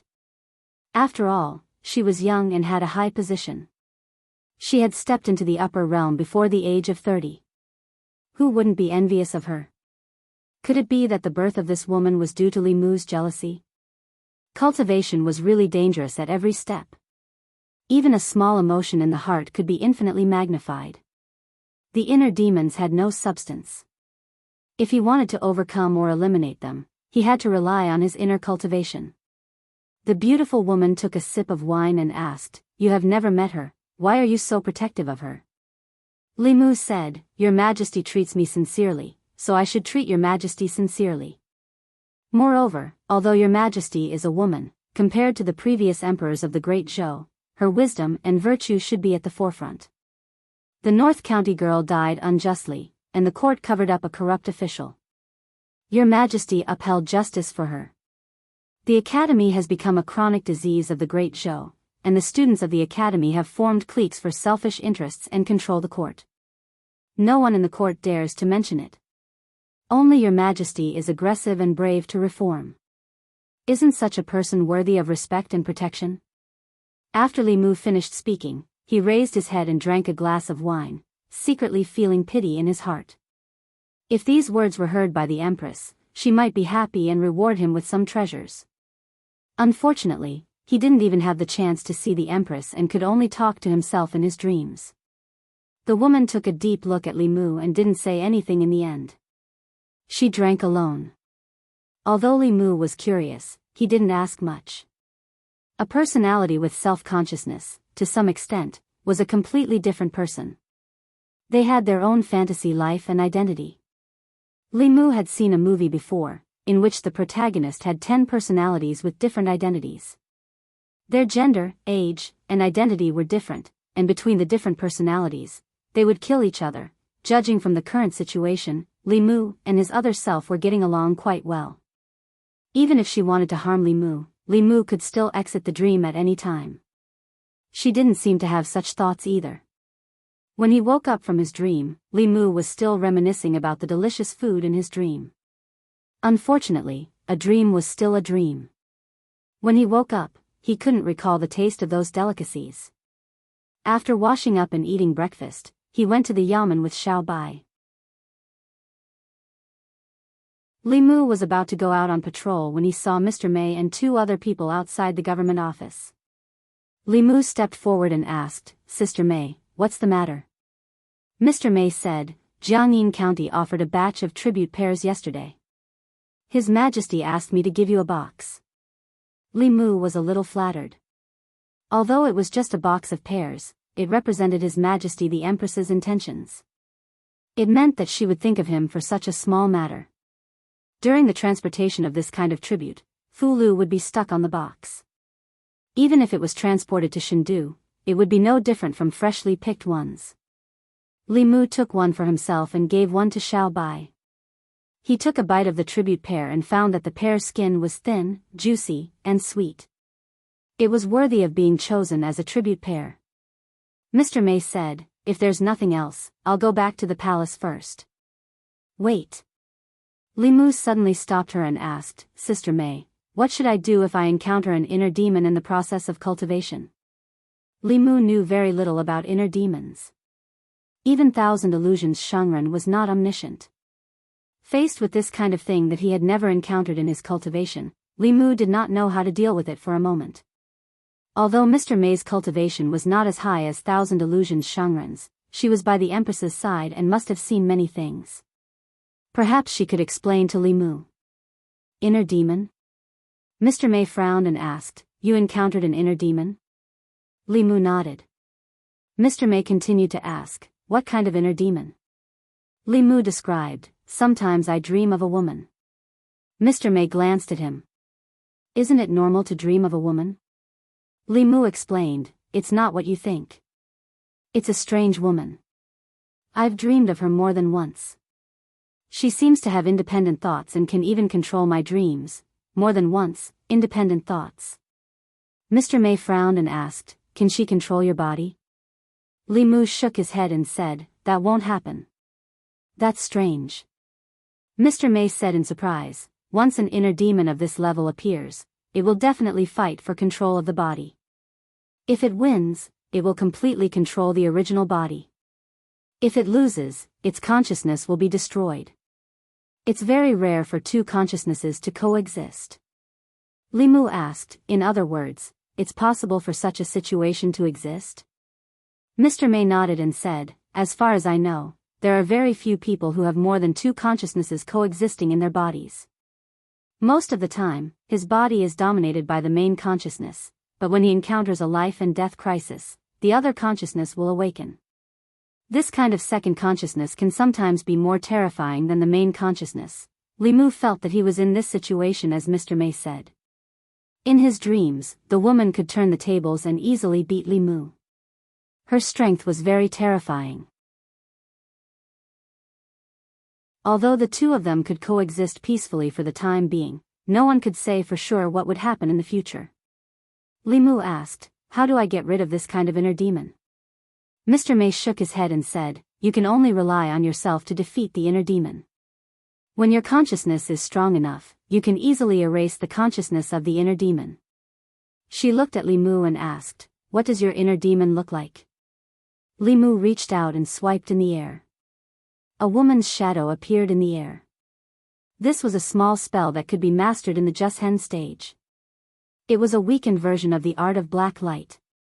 The art of black light of the cultivators in Dongxian could turn stillness into motion and appear in real time. It could surpass the power of heaven and earth and reappear the past that had already happened. It was said that the most powerful cultivators in the ninth realm could even see the future temporarily through this spell. As for whether it was true or not, Li Mu didn't know. Mr. Mei looked at the woman. A trace of surprise flashed through his eyes and his mouth opened slightly. Li Mu saw the change in her expression and had a bad feeling. He asked, What's wrong?" Mr. Mei coughed and his expression returned to normal. He asked, "When did you get this inner demon?" Li Mu thought for a moment and said, "I think it was the night when His Majesty abolished the substitute sin silver. I met her for the first time in my dream. She tied me up and whipped me." Thinking of what happened in his dream that night, Li Mu still felt a bit aggrieved. Hearing this, Mr. Mei's expression was very strange. It seemed like he wanted to laugh but was trying hard to hold it in. A few black lines appeared on Li Mu's forehead as he asked, "Are you laughing at me?" Mr. May shook his head and said, "No, ha ha ha." Seeing Li Mu's serious face, she coughed and said, "I'm not laughing at you. I just thought of something funny." Ha ha ha. She put one hand on Li Mu's shoulder and the other hand on her stomach. After laughing, she said, panting, "Don't worry. There are all kinds of strange things on the road of cultivation. The inner demon isn't all bad. She doesn't want to take over your body. Just think of it as a dream. Isn't it good to go on dates with a beautiful woman in your dreams?" Li Mu asked suspiciously, "Is it really okay?" Mr. May patted him on the shoulder and said, "Don't worry. It's okay." Judging from Mr. May's tone, she didn't seem to be lying to Li Mu or comforting Li Mu. For now, Li Mu didn't feel that the woman was a threat to him. He shook his head and stopped thinking about it. Mr. May said, "Haven't you always wanted to know about His Majesty? Since we're free now, I'll tell you." When Li Mu heard this, he was instantly interested. Mr. May said, "Since you're already His Majesty's man, there's something you need to know." Li Mu asked, "What's the matter?" Mr. May said, "People say that His Majesty stole the Emperor's chi from the ancestral temple and used it to transcend and take over the world. You think so too, don't you?" Li Mu asked, "Is there more to it than meets the eye?" Mr. May said, "It's true that His Majesty got the Emperor's chi, but he didn't do it willingly. When he married the former crown prince, became the empress, and obtained the Emperor's chi, it was all part of the Zhou family's scheme." Li Mu really didn't know that there was such an inside story. He continued to listen to Mr. May. The Emperor's chi is condensed from the psyche power of the people of the Great Zhou. The 36 counties of the Great Zhou collect the psyche power of the people through the ancestral temple and gather it in the ancestral temple. It will gradually nurture a strand of Emperor's chi. Obtaining this Emperor's chi can allow mortals to transcend. In the past, it would be passed to the Emperor to ensure the continuation of the Great Zhou dynasty. There were shortcuts to cultivation. Some shortcuts could even allow one to reach the sky in one step.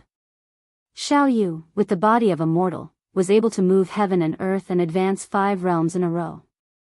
The methods of the royal family of the Great Zhou were obviously more brilliant. They used the psyche power of hundreds of millions of people to cultivate, so that there would always be a powerhouse of the upper realm in the royal family to ensure the continuation of imperial power. However, during the last change of imperial power, this strand of Emperor's chi was obtained by an outsider, causing the Shao royal family to lose their opportunity. It was no wonder that Her Majesty could succeed the throne so smoothly. After Emperor Wen, the Great Zhou showed signs of decline. The people's sentiment decreased year by year. The last strand of Emperor's chi was formed after 2 generations of emperors. In other words, the Shao royal family had not produced a powerhouse of the upper realm for decades. The cultivation of the previous 2 emperors stopped at Dongxian.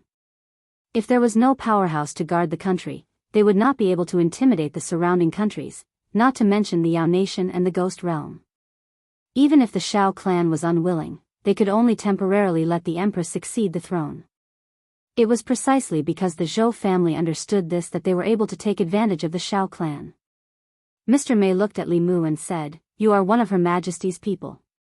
I don't want you to misunderstand Her Majesty like others." Li Mu nodded and said solemnly, "I understand." Mr. May asked, "Besides these, do you have anything else you want to ask?"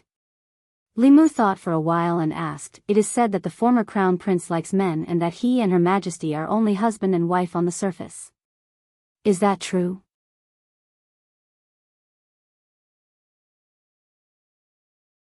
Chapter 236. Bang!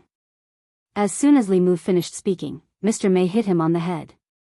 Mr. May glared at him and said, "Didn't I tell you not to criticize Her Majesty? If other internal guards heard you, you would be hung up and beaten." Li Mu rubbed his head and said, "Isn't it right in front of you?" Mr. May snorted and said, "Not even in front of me." Li Mu shook his head and said, Okay, I won't ask anymore." Gossiping was human nature. The higher a person's status was, the more people would gossip about them. Not only Li Mu, but many people in Luoyang were gossiping about this. Okay, I've delivered Her Majesty's reward. I'm going back to the palace. Mr. May looked at him angrily and said, Her Majesty is as pure as ice and as pure as jade. Don't talk about her behind her back. Not only can you not talk about her, but you can't let others talk about her either. Li Mu stood up straight and said seriously, Yes, Your Majesty. He called her sister May all the time, and it was not in vain. In the end, she answered Li Mu indirectly to satisfy his gossiping. A pure as ice and as pure as jade solved Li Mu's doubts. The fire of gossip was extinguished. Li Mu saw Zhang Chun standing at the door of the side hall and asked, Sir, do you want to eat a pear? This pear is very sweet. It's the tribute pear given by Her Majesty. Zhang Chun walked out and asked, What did you do? Why did Her Majesty suddenly reward you? Li Mu said, Nothing. Maybe there are too many tribute pears in Jianghu County and Her Majesty can't finish them all. Hearing this, Zhang Chun looked at Li Mu and wanted to spit at him. Even if Her Majesty could not finish the tribute pears and wanted to reward the officials, there was no reason for her to skip over him, the magistrate of Luoyang, and reward the arrester of Luoyang. Moreover, Her Majesty rewarding a house and a box of pears were two completely different things. Because of their meritorious service, His Majesty had rewarded many people with residences. Although the value of this box of pears was very low and could not be compared to the official residence, it represented the emperor's heart.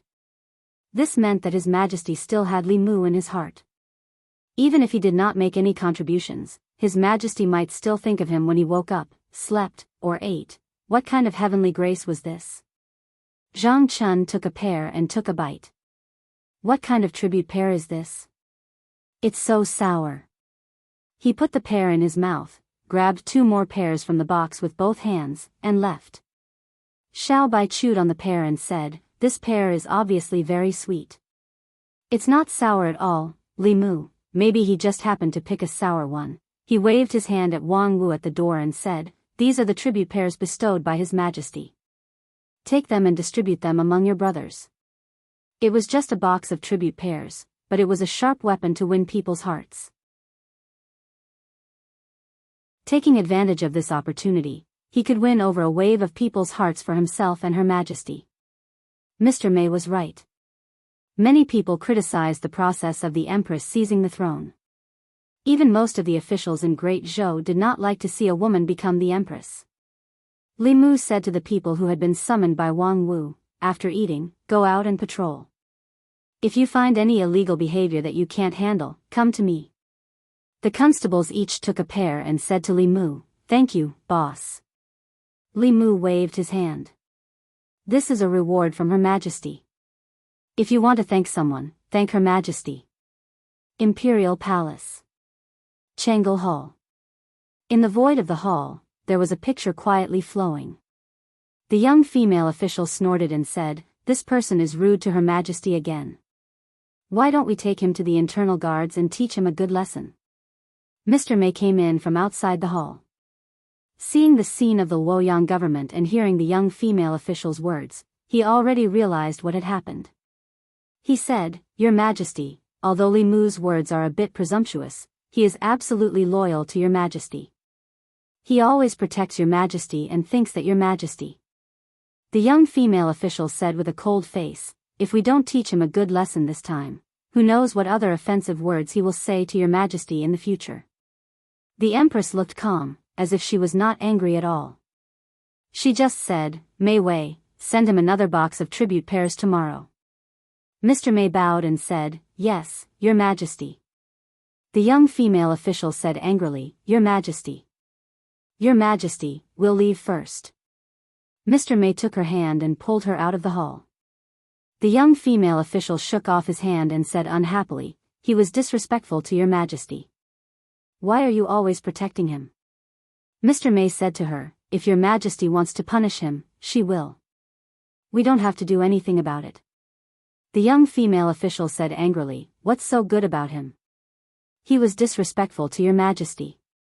You protect him, and Your Majesty is so tolerant of him. Not only did she give him the tribute pears that Your Majesty likes to eat, but she also used the dark light technique to look at him. Her chest heaved up and down. Obviously, she was very angry. For someone like her who worshipped the Empress, it was hard for her to accept all this. Shoo. Mr. May made a shushing gesture and said, "It's because he was disrespectful to your Majesty that your Majesty treats him differently from others." The young female official frowned. Obviously, she didn't understand what he meant. Mr. May explained, "You're still young. There are some things that you don't understand.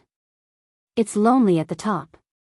When your Majesty is in that position, everyone, including us, respects and fears her.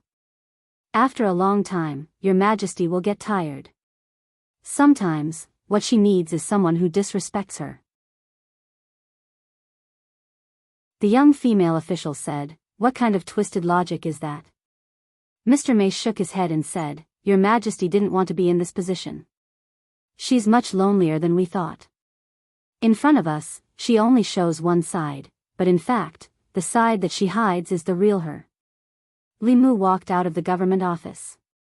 He looked up at the sky and scratched his head in confusion. Since just now, he had a strange feeling that someone was spying on him in the dark. This feeling came and went. Li Mu searched for a long time, but he couldn't find the source. In this situation, either he had an illusion, or the spying person's cultivation was much higher than his and used a high-level magic like the art of mystic light. The latter was unlikely. Li Mu had the jade pendant given to him by the Empress. It could isolate heaven's secrets, block the calculations of transcendent cultivators, and also block the art of mystic light. After leaving the government office, this feeling disappeared completely. He patrolled the government office with Xiao Bai. At night, when he was sitting cross-legged on the bed to cultivate, sleepiness suddenly attacked him.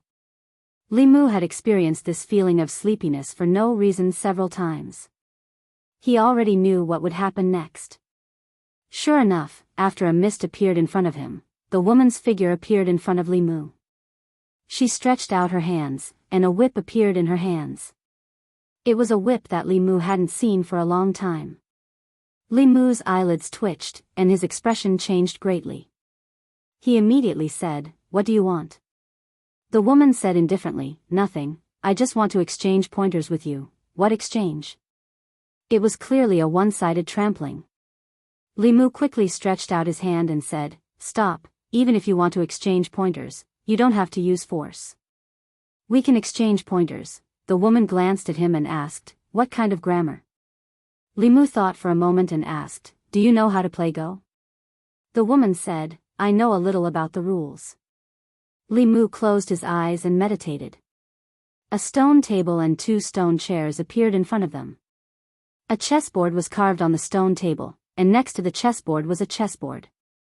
Li Mu picked up a black piece and placed it in the corner of the chessboard. He immediately said, "It's your turn." In the dream, Li Mu couldn't beat her. He could only make a prompt decision and make the decision for her. Although Li Mu's Go skills weren't high, it was still easy for him to beat a rookie who knew a little about the rules. The woman glanced at Li Mu, picked up the white piece and placed it in another place. Li Mu sighed in relief. He suspected that today was a special day for her every month. Fortunately, he was quick-witted and made a prompt decision to avoid being trampled on by her. After a moment, the woman placed a single word and said to Li Mu, "You lost." Li Mu stared blankly at the chessboard. Only then did he realize that what she said about knowing a little about the rules and what he understood were not the same at all. The woman looked at him and shook her head. "It's boring to exchange pointers. Let's exchange pointers." "Wait." Li Mu stretched out his hand again and said, "One game doesn't mean anything. We'll win 2 out of 3 games." He closed his eyes and concentrated. The chessboard on the table suddenly changed, and the boundary between Chu and Han appeared. The woman looked at the strange chessboard and asked, "What is this?" "Chinese chess." There was no such thing as Chinese chess in this world. Li Mu smiled and said, "If you don't know how, I can teach you." The woman learned very quickly. Li Mu only explained the rules of Chinese chess to her once, and she was already able to move. Of course, after 20 moves, she lost to Li Mu. Li Mu sighed in relief and clasped his fist. Thank you for letting me win. I admit it, the woman didn't even raise her head. She rearranged the pieces and said, again. Although it was a bit shameless to attack her weakness with his strength, Li Mu could only be shameless once in order to not be trampled on.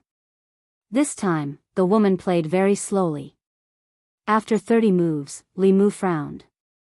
He didn't expect her to learn so quickly.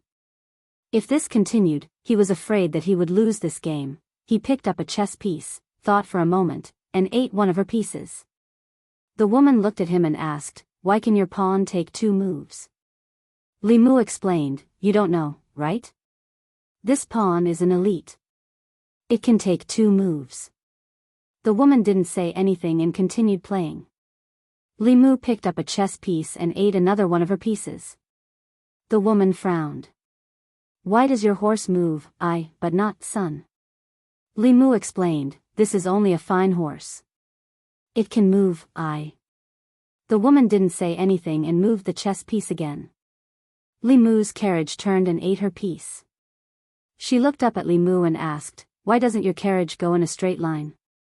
Li Mu smiled and asked, "Isn't it common knowledge that a carriage can turn?" The woman was silent for a moment. She stretched out her hand and the whip appeared again. She stood up and looked at Li Mu. "Show your weapon."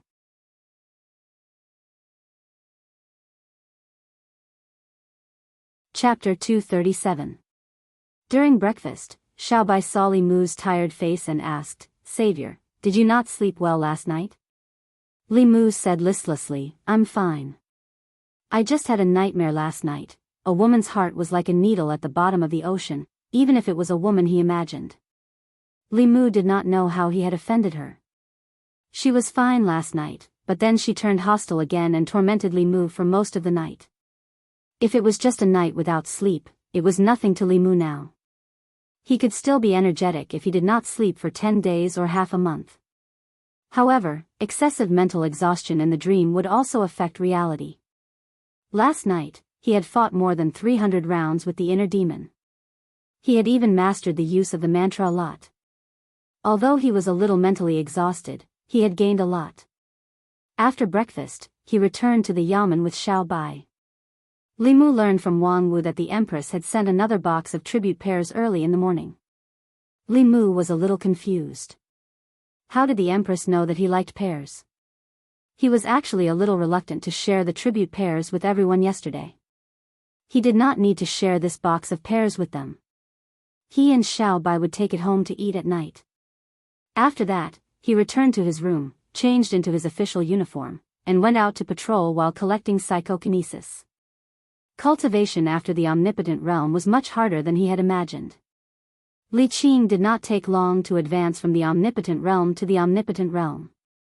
Although her talent was not as good as Li Mu's, she had already built a solid foundation after more than 10 years of accumulation. Li Mu adjusted his train of thought. After experiencing the rapid advancement, he was indeed a little impatient for success during this period of time. Although there were shortcuts in cultivation, pursuing them too much would also create hidden dangers for oneself. If Li Mu's mana was cultivated step by step like Li Qing, the inner demon would not have a chance to invade at all. He felt that his cultivation was slow, but it was actually only compared to before. In reality, to be able to enter the third realm of cultivation at such a young age was definitely not slow. Moreover, he had not been cultivating for long. Most cultivators would cultivate their entire lives and only reach the omnipotent realm. Li Mu originally wanted Xiao Bai to stay in the yamen to cultivate, but she had to follow Li Mu on patrol. Li Mu did not know whether she simply wanted to stick to him or to be Lu Hanyan's spy. She wanted to follow Li Mu and keep an eye on him so that he did not flirt with other women. Li Mu had always been strictly abiding by Lu Hanyan's promise. In the 2 months in the Immortals' capital, apart from Xiao, Mr. Mei do not count. Although plum blossoms were flowers, Mr. Mei did not count. If she were a few years older, she would be old enough to be Li Mu's mother. After leaving the yamen, Li Mu walked along the main street, patrolling the area. The Immortals' capital was divided into districts called markets by the crisscrossing streets. So far, Li Mu had only been to less than 30% of the markets. There was no strict distinction between markets. Each market was both a residential area and a commercial area. In a market, residential, living, and entertainment functions were available. It could satisfy the daily needs of most people. These markets had different functions. Most of them were for the common people to live in, while the rest had their own functions. For example, the South Court and North Court, which occupied more than 10 markets, were for the rich and powerful. They were close to the palace and had the best location. The scenery was beautiful and the environment was quiet. There were also some high-end markets that were for the entertainment of the rich and powerful.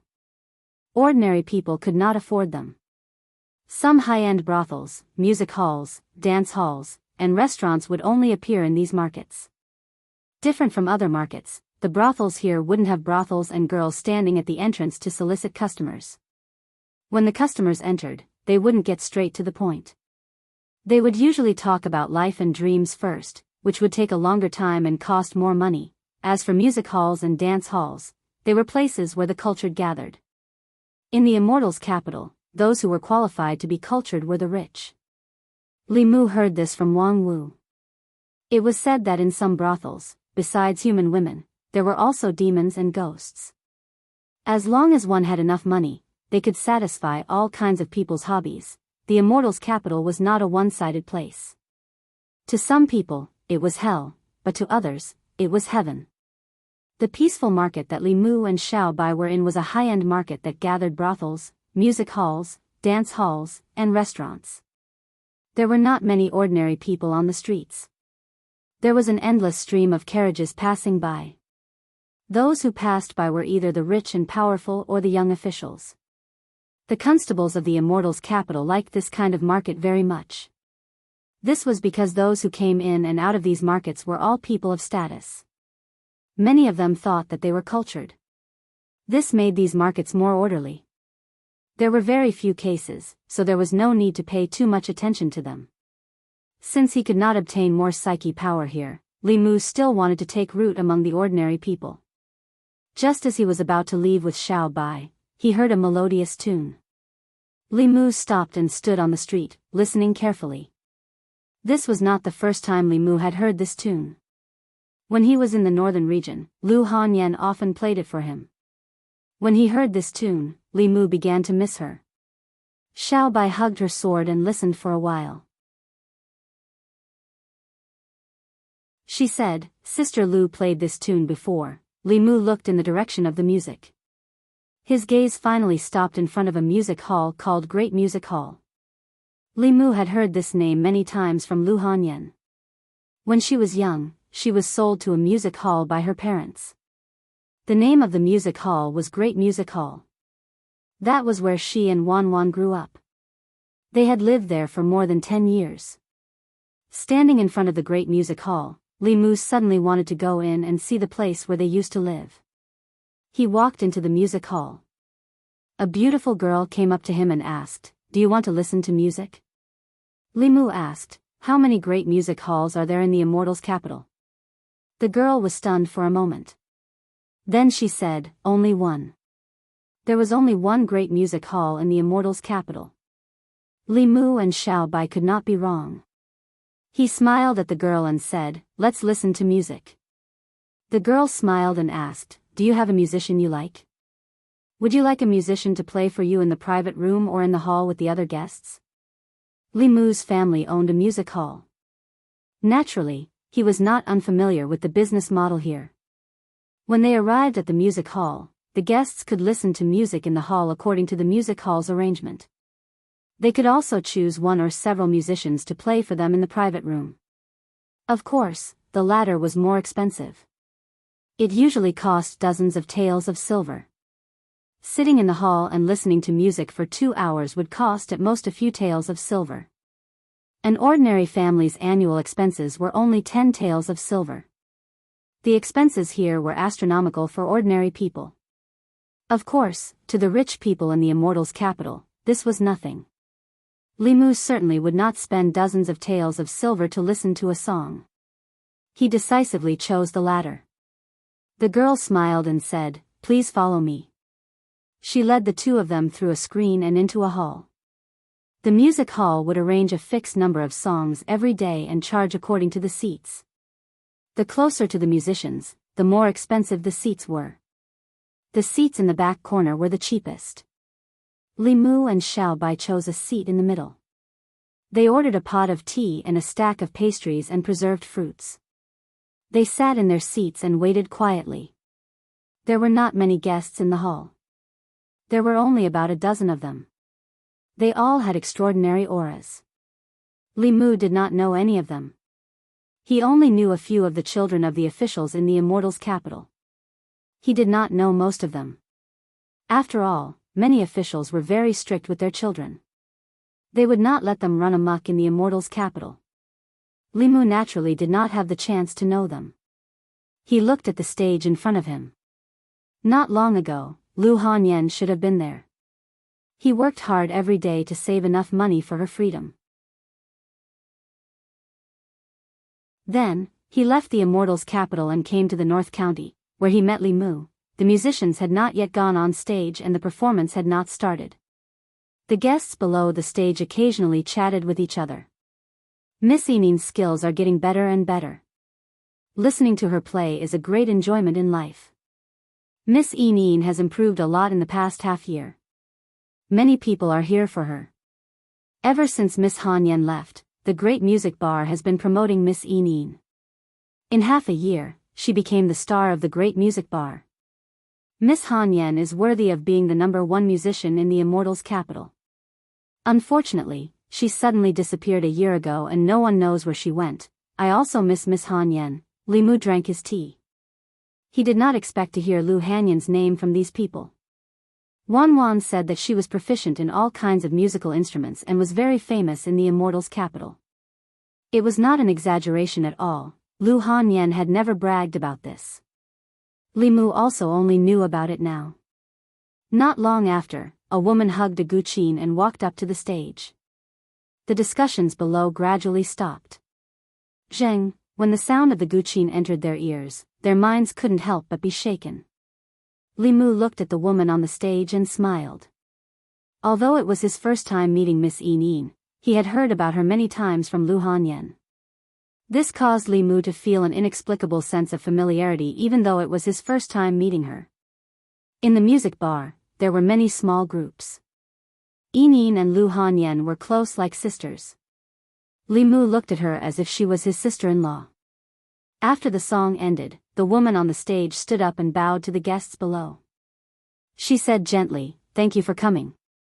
Yinin will take her leave." She walked down the stage and was about to leave with her Guqin. A young man sitting in the front row suddenly stood up and said, "Miss Yinin, I am from the 100 Rivers Academy. I have admired you for a long time. I hope you can give me a chance." Yinin hugged her Guqin and took 2 steps back. She apologized, "Young master, I am sorry. Yinin's status is lowly. I am not worthy of you," the young man said. "I am not marrying you as my wife. You can be my concubine." Yinin shook her head and said, "I am sorry. Yinin has no plans to marry." The young man took a step forward and said, "What's so good about playing for others here? If you follow me, you will enjoy endless glory and wealth. Do you still need to suffer like this?" Yinin took 2 steps back and said hurriedly, "I like this place very much. I have no intention of leaving."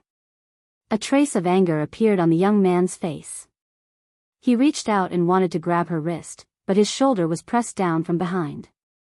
Li Mu used a little force and the young man was pulled behind him. The young man said angrily, "What are you doing?" Li Mu asked back, "What are you doing in broad daylight?" Li Mu's official uniform still had some effect. The young man said, "I am pursuing Miss Yinin." "Why? Is this against the law?" Li Mu said, "It is not against the law to pursue a girl. But if you force her when she is unwilling, it is different." The young man frowned. Just as he was about to say something, someone ran over to him and whispered something in his ear. The young man's face changed. He glanced at Li Mu, but didn't say anything and hurriedly left. Although he was in the academy, he had heard of the name Li Mu before. This was a complete lunatic who was not afraid of anything. Although he was not afraid of the constables of the Luoyang government, he did not want to provoke a lunatic. After the young man left, Miss Yining was relieved. She put down her guqin and bowed to Li Mu. She said gratefully, "Thank you for helping me out. It is my duty to protect the people of Luoyang." Li Mu smiled and looked at her. "Moreover, Hanyan's friends are my friends. If you encounter any problems in the future, you can come to the Luoyang government to find me." Although Lu Hanyan said that he was not allowed to fool around in Luoyang, standing up for her good sister could not be considered as fooling around. Moreover, as a constable, Li Mu had the duty to protect the people of Luoyang. Hearing Lu Hanyan's name, Miss Yining was stunned. Then, she looked up at Li Mu and asked in surprise, "Sir, do you know Sister Lu? Where is she now? Is she okay?" Li Mu said, "She and Wanwan are in the North County. They are both fine." Hearing Wanwan's name, Yining did not have any doubts that the person in front of her knew Lu Hanyan.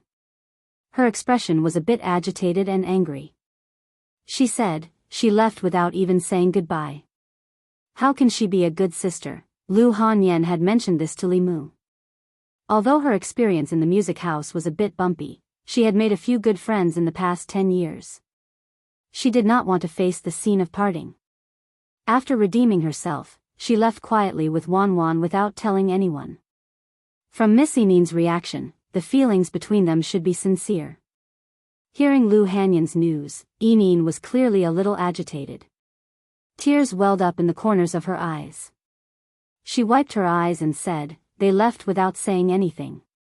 They made me worry for so long. They're two weak women. What if they encounter bad people?" Li Mu's lips curled up. The two of them were no longer weak women. One had a pure Yin body and the other had natural spirit eyes. They had countless treasures on them. Bad people were probably more afraid of meeting them. After a while, Yining looked up at Li Mu and asked curiously, "Sir, how do you know Sister Hanyan?" Li Mu explained, "I was transferred from the North County to the Divine Capital a month ago. Before that, I was with Hanyan and Wanwan in the North County."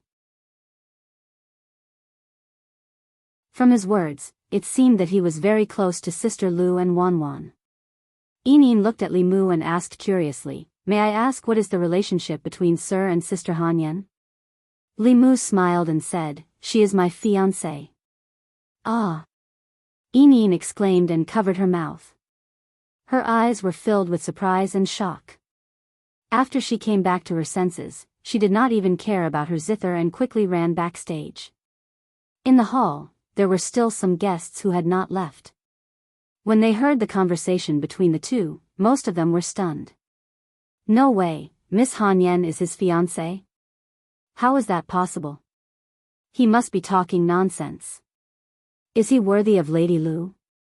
A toad lusting after a swan's flesh. You look so what if you're pretty? Is Miss Lu such a superficial person?"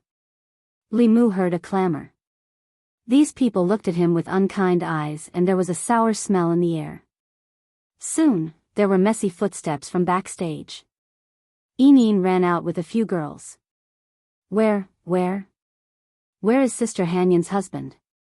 Hey, don't push me. Let me see first." A few girls ran out from backstage and surrounded Li Mu. They sized him up from head to toe. "He looks okay. He is worthy of Sister Hanyan. But he is a little young.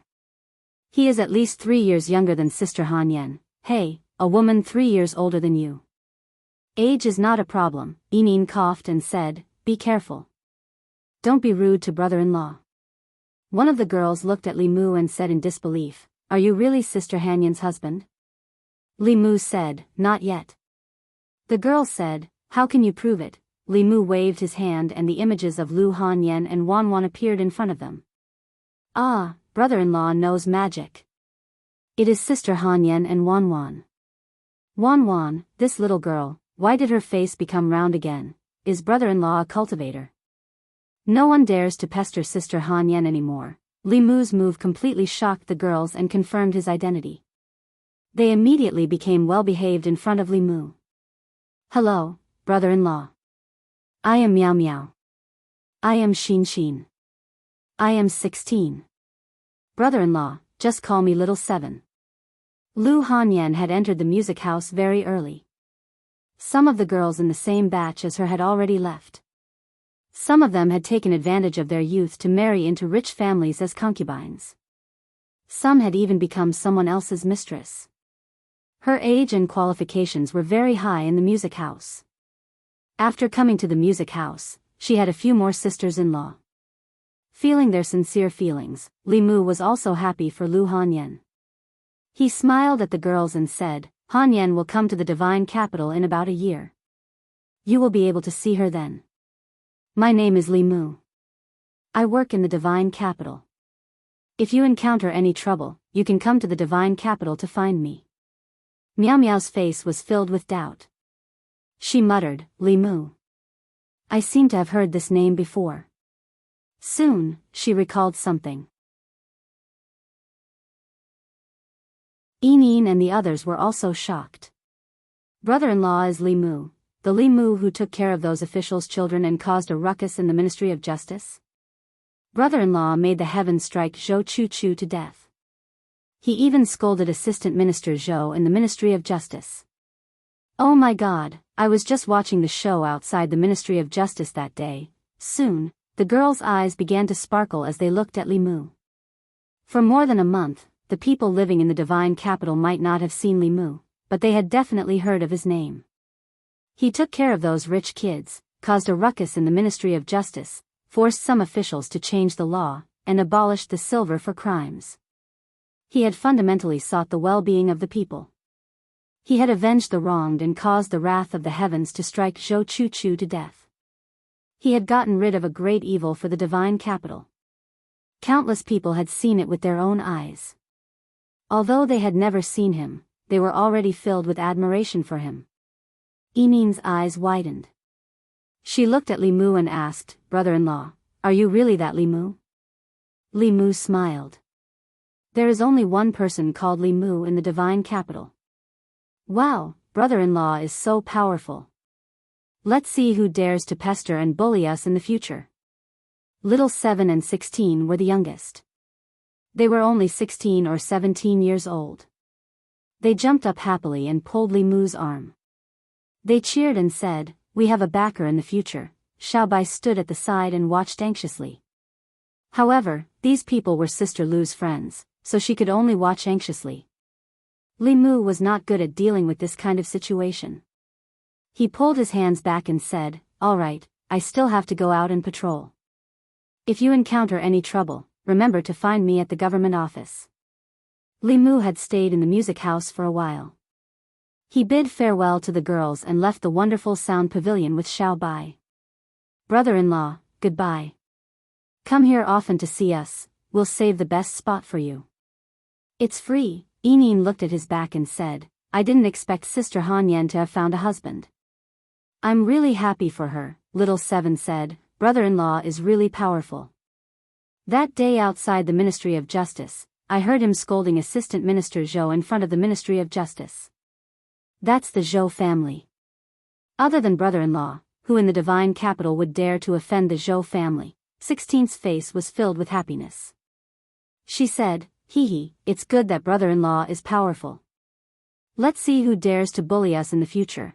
Although the status of musicians and performers in the hearts of people was better than prostitutes who used their beauty to entertain people, they were still inferior. Although there were many officials and nobles who came to the music house to listen to music, there were only a few who really looked up to them. As musicians, it was common to be harassed when they went out to play. Among them, some guests would be polite and some guests would be overboard. Many of the musicians who were not famous had been molested.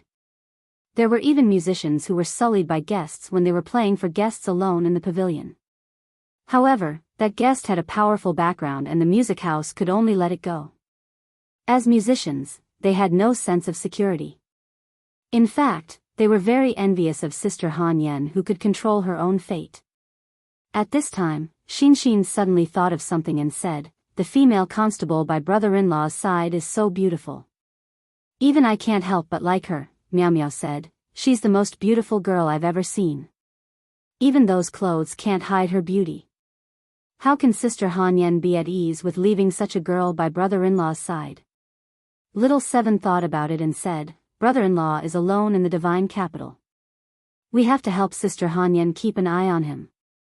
We can't let other little vixens take brother-in-law away.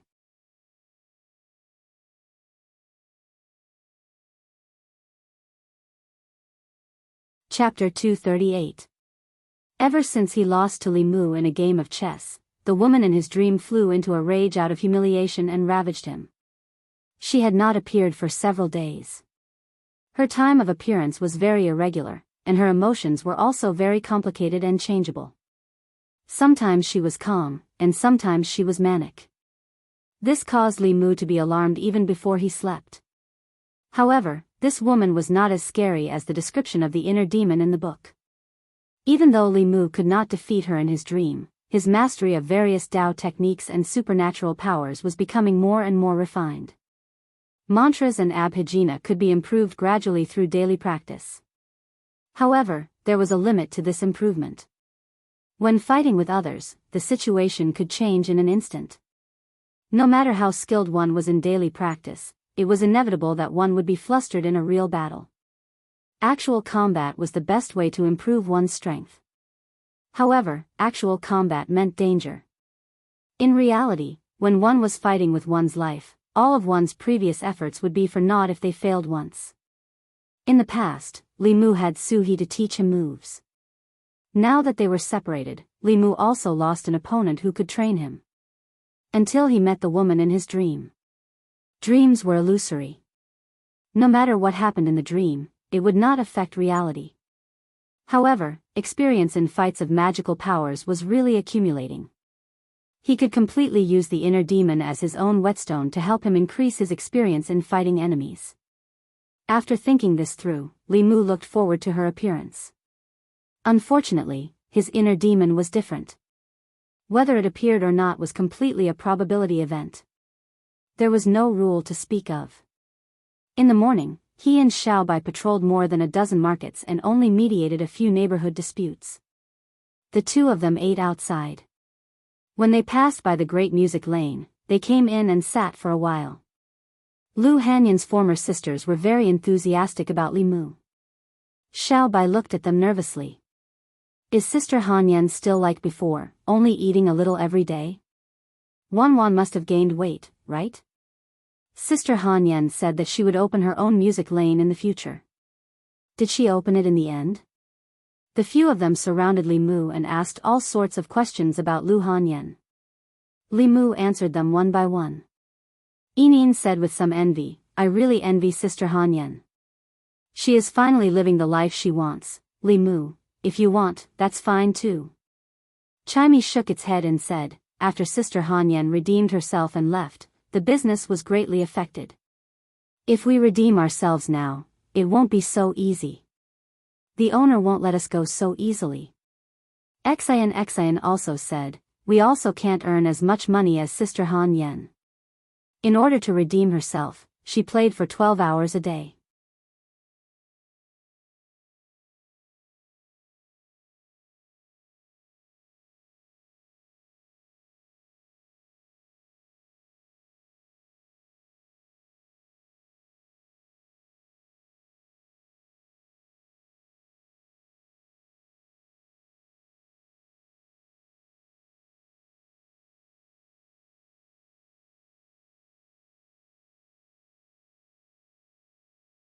She slapped their butts and said, I am still counting on you to make money.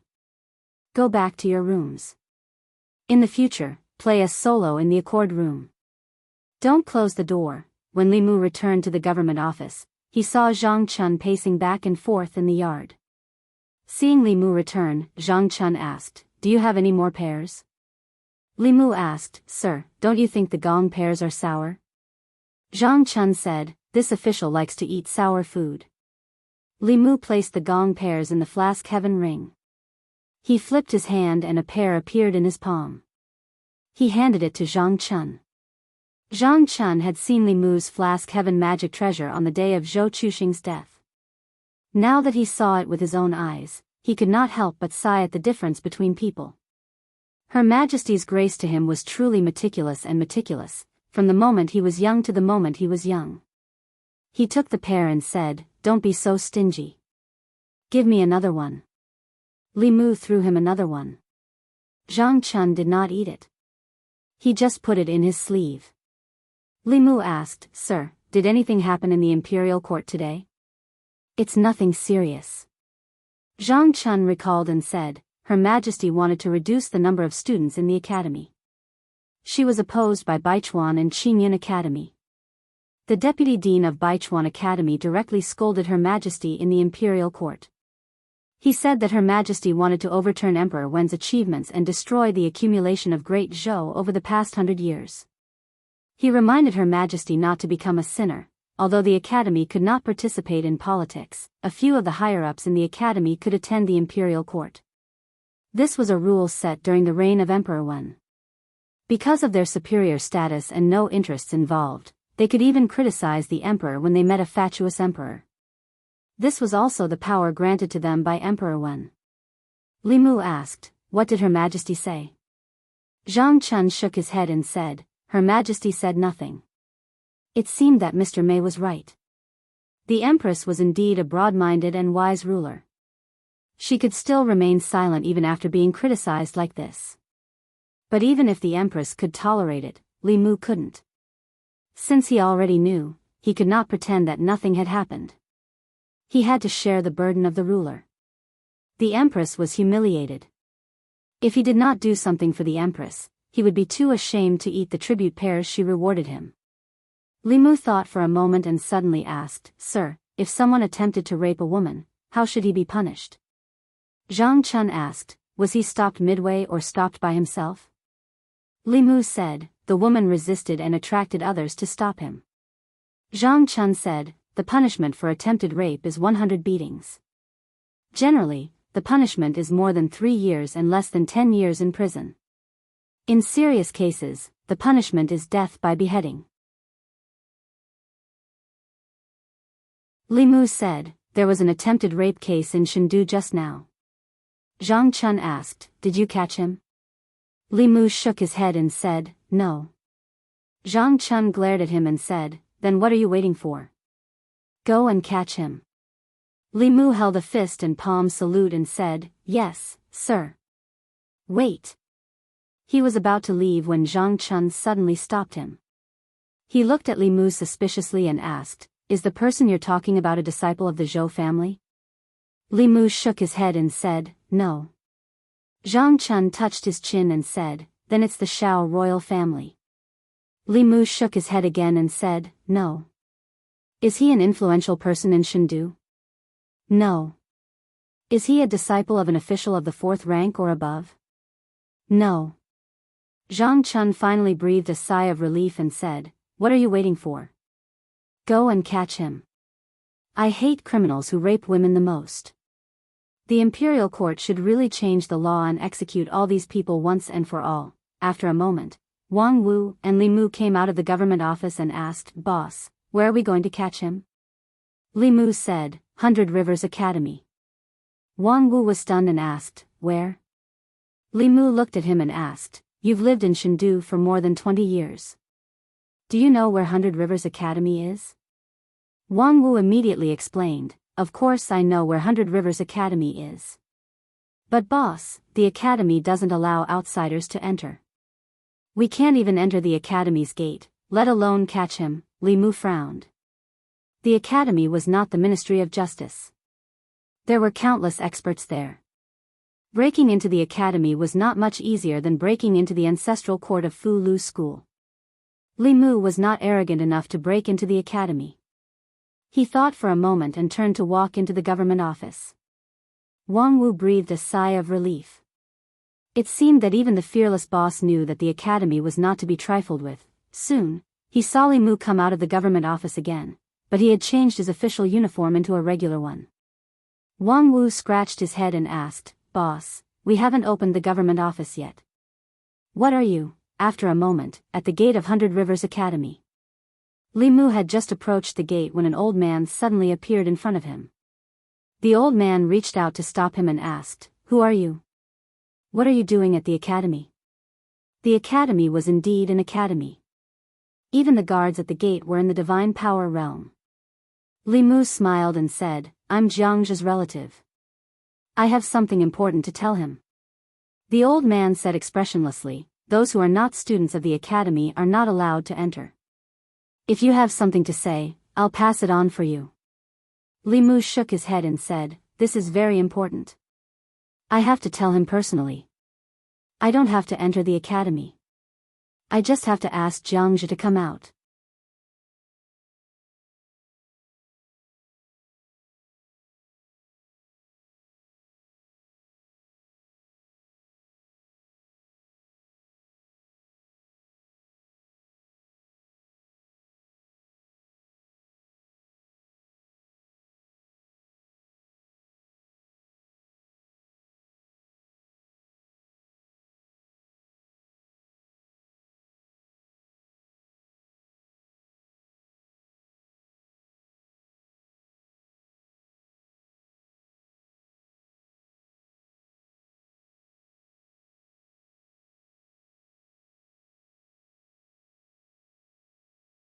Chapter 242. Instructor Fong was rendered speechless by Zhang Chun's words. The vice headmaster of the 100 Rivers Academy could no longer sit by and watch. He said, "I believe that the students of our academy would not do such a thing. Your Majesty, please investigate thoroughly and clear the name of our academy." After a short period of silence, the Empress's voice came from behind the curtain. "Since Vice Headmaster Chen has said so, the case will be investigated by the Luoyang government." Vice Headmaster Chen raised his head and said, "Your Majesty, the Luoyang government is suspected of framing the academy. The case should not be handled by the Luoyang government." The Empress thought for a while and said, "Then let the Ministry of Justice investigate." The Minister of Justice stepped out and bowed. "Yes, Your Majesty." This was all Li Mu and Zhang Chun could do. Although they had set a trap for Instructor Fong, they could find out whether he had really made a scene in the Luoyang government and snatched Instructor Fong away with a little investigation. It was already the best result that the Ministry of Justice could do a retrial. Li Mu had never thought of bringing down the academy, and it was impossible for him to do so. Overall, the academy's existence had more advantages than disadvantages. Firstly, he wanted to seek justice for Shao Qi, and secondly, he wanted to vent the Empress's anger. Although the academy was a place to educate people and cultivate talents for the country, it should not be above the law. They should not be on the altar in the human world. Jianghu's case was originally a small case that would not affect the academy. However, Instructor Fong had taken Jianghu away from the Luoyang government in public, which had caused a public outcry. It added a stain to the holy and glorious image of the academy. The young female official stepped out and said, "The court is dismissed." There was an etiquette for the withdrawal of the court. The officials respectfully sent the Empress off. The ones closest to the door, the ones with the lowest rank, had to take 2 steps back and wait for the officials in front to leave first. Li Mu and Zhang Chun stood at the door. Countless eyes swept over them. After everyone had left, the two of them slowly walked out of the hall. Li Mu felt a little regretful. It was not easy to enter the palace, but he did not see the Empress's face. There would be no chance next time. In the imperial garden behind the Ziwei Palace, the young female official said, "This magistrate of Luoyang is quite brave.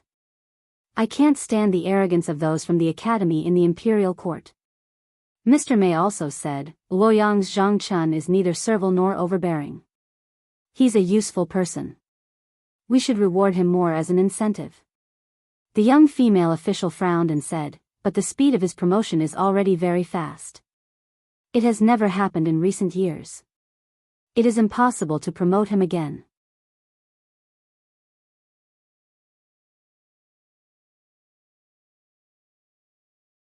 With the Ministry of Justice's ability, it would not be difficult to get Jianghu off the hook within the scope of the law. He was from the Baichuan Academy, so he could not refuse. He nodded and said, "Since Vice President Chen has decided, then let's do it." After that, he looked at the minister of the Ministry of Justice and said, "I'll leave this case to you, Minister Zhou." Zhou Zhong nodded and said, "Don't worry." Jianghu's case had already caused a certain degree of discussion within a small circle in the past 3 days. In the morning court, the Luoyang ordered Zhang Chun to sue the academy's instructors. The news that the Empress ordered the Ministry of Justice to reinvestigate the case also gradually spread after the morning court. When people saw that Jiang Zhou was brought to the Ministry of Justice, a large number of people began to gather at the entrance of the Ministry of Justice to watch. Zhu Tsong and Wei Peng, who had been drinking in the fragrance house, were able to enter the Ministry of Justice because of Yang Xiu. They watched from afar in the direction of the court. Yang Xiu said with a serious expression, "The minister rarely judges cases in person." Zhu Tsong asked, "How will Jiang Zhe be sentenced?" "Rape is a serious crime." "I'm afraid the rest of his life is over," Wei Peng said, "Not necessarily." Zhu Tsong knew that Wei Peng had been painstakingly studying the laws of the Great Zhou these days. He turned to look at him and asked, "What do you mean?" Wei Peng said, "In the laws of the Great Zhou, raping a woman is a serious crime. Usually, the offender will be sentenced to 3 to 10 years in prison. If the case is serious, the offender can be executed. Even if he doesn't succeed in his crime, he will still be sentenced to 3 years in prison for attempted rape." Zhu Tsong asked, "That means Jiang Zhou will spend at least 3 years in prison?" Wei Peng shook his head and said, "This is a case of attempted rape. If he gives up in the process of rape and stops the crime voluntarily, he can be exempted from punishment if he doesn't cause any harm to the woman." He looked in the direction of the court and said slowly, "The key to this case is whether Jiang Zhe stopped the violence voluntarily or was stopped by someone else. This will determine whether he will be acquitted or be sentenced to 3 years in prison." Zhu Tsong was puzzled. "What's the difference if he failed to rape her anyway?" "I know that." Yang Xiu finally had a chance to interrupt. He said, "If he stops the crime voluntarily, he will also be sentenced to a heavy sentence. The perpetrator will have no way out. This law seems to give the perpetrator a chance, but it is actually a protection for the victim." Wei Peng nodded and said, "Although this is the original intention of the law, it will also give many people a chance to take advantage of this loophole, in the court of the Ministry of Justice."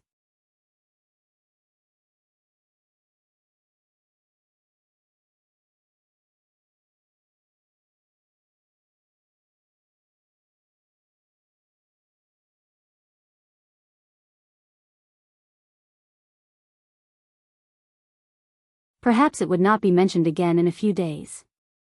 However, after Jiang Zhe committed the crime, he was still able to get away with it under the protection of the academy. This matter would stir up even more public opinion among the people. It was inevitable that the people would look at the Hundred Rivers Academy through colored glasses in the future. It had to be said that some people in the academy were used to being high and mighty. That was why they made such a stupid decision. Zhou Zhong wasn't helping the Hundred Rivers Academy. He had solved a small problem for the Hundred Rivers Academy, but he had also planted a big problem for them. Once the reputation of the academy collapsed, it would not be so easy to rebuild it. If Her Majesty could seize the opportunity, she might be able to change part of the situation in the imperial court. Li Mu felt that he was really worried about Her Majesty. As a lowly official with only a few taels of silver a month, he was worried about the Prime Minister. Outside the Ministry of Justice, the onlookers had not dispersed. A man came forward and asked, "Constable Li, why did Jiang Zhe swagger out of the Ministry of Justice? Is he really not guilty?" Li Mu did not speak. He only sighed and said, "The Ministry of Justice has already declared Jiang Zhe not guilty. Let's disperse." "How could this be? Constable Li, is there any inside story? Isn't it obvious? Don't make things difficult for Constable Li. He has his own difficulties. Who dares to provoke the academy? Constable Li might even lose his position. Constable Li has done so much for us. We have to think for him." The people were very dissatisfied with Jiang Zhe's ending. If there was no outside intervention, this dissatisfaction would reach its peak in a short period of time and then slowly fade away. Humans were forgetful. After a few days, if something new happened in Luoyang, these old things would be replaced and forgotten. Li Mu was still brooding over Zhou Zhong's matter. When he returned to the Yamen, he flipped open the law of Zhou and found the laws that Zhou Zhong had advocated. The more he read, the angrier he became. He had advocated the abolition of the silver law of substitution more than 10 years ago. Since the establishment of the Great Zhou, it had pursued the rule of etiquette. Under this rule, the aristocrats and officials enjoyed great privileges. Later, some emperors began to accept the idea of the rule of law, which led to the current situation of rule of etiquette and law. The silver law of substitution was actually to legalize the privileges of the privileged class. Zhou Zhong was resolutely opposed to this practice, thinking that it was an insult to the legal system.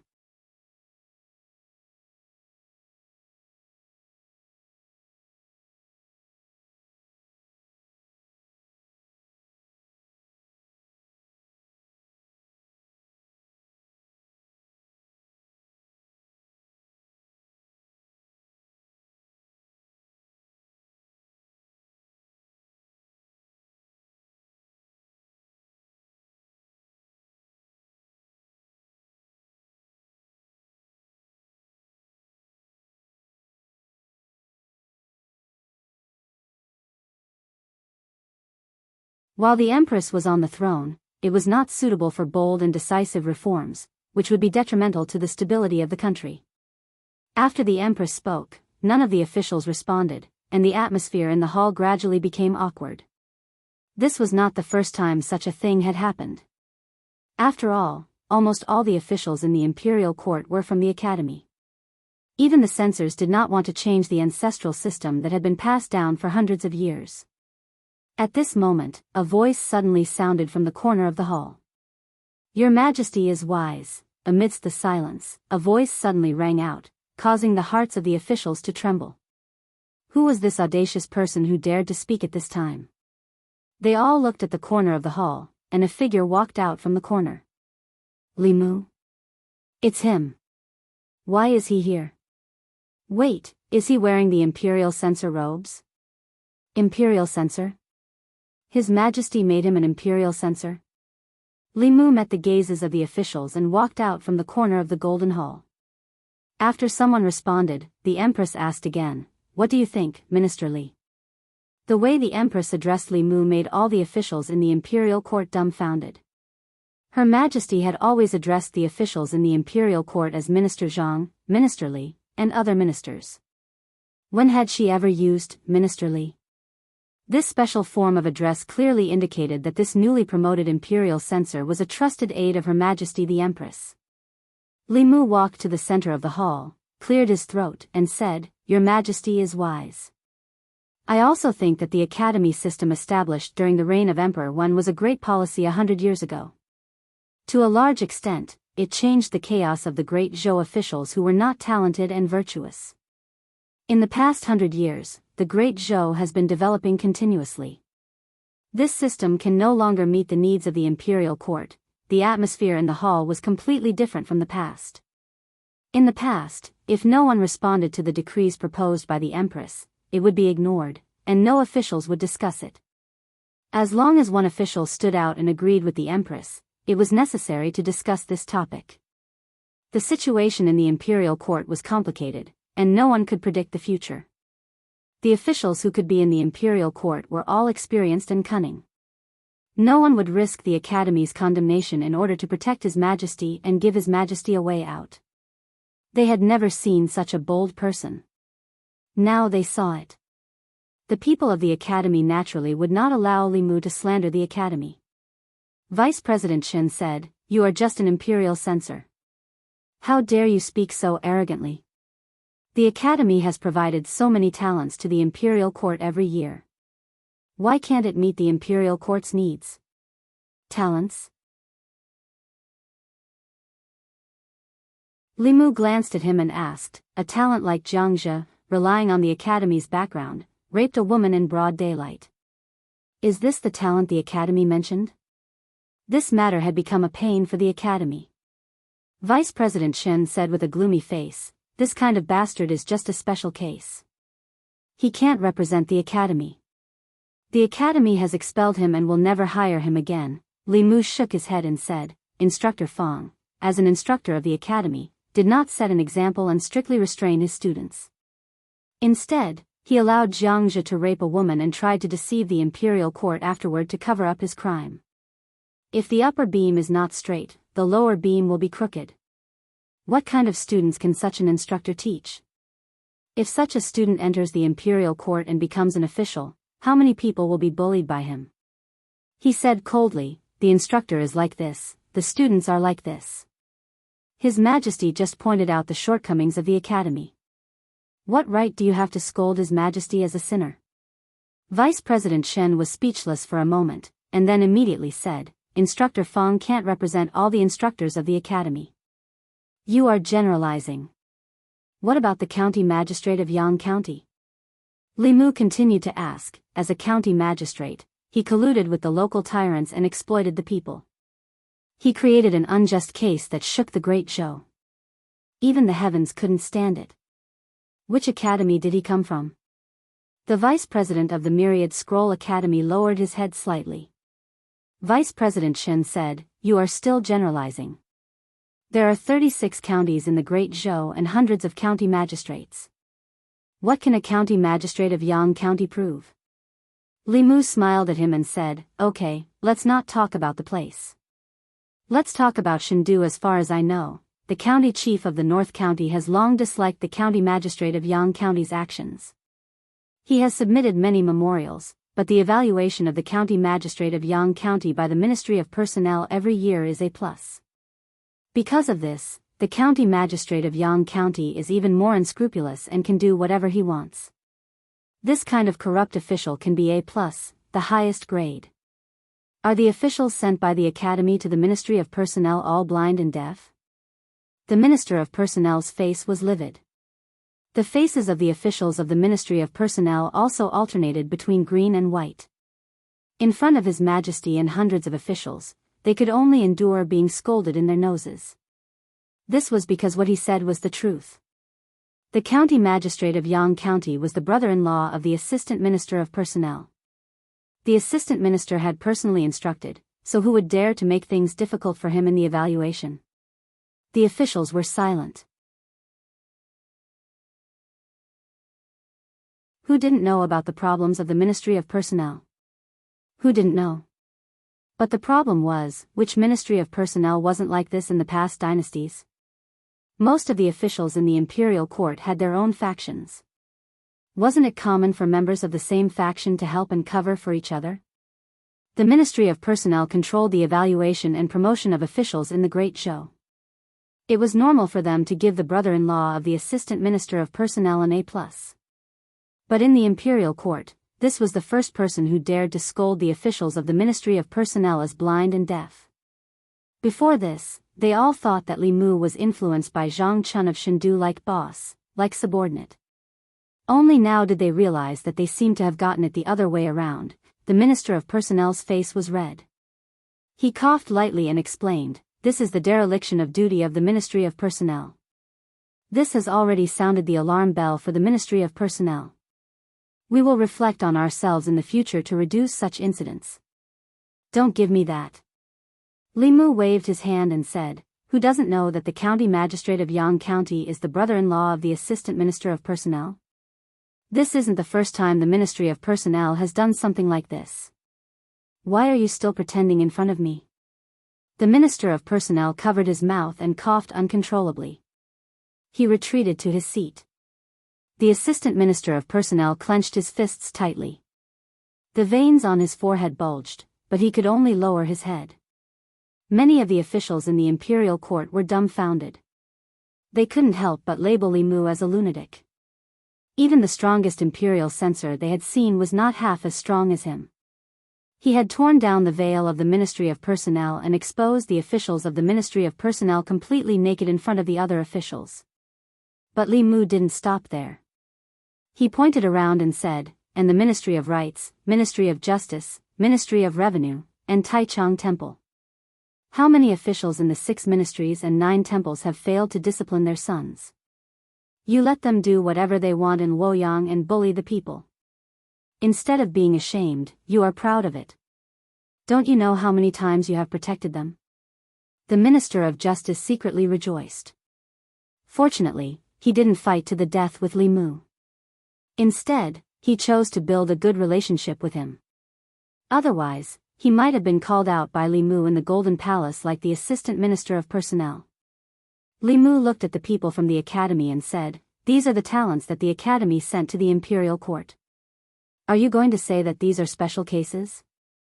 Then you have too many special cases." Vice President Shen and the others were finally speechless. This had just happened in Luoyang.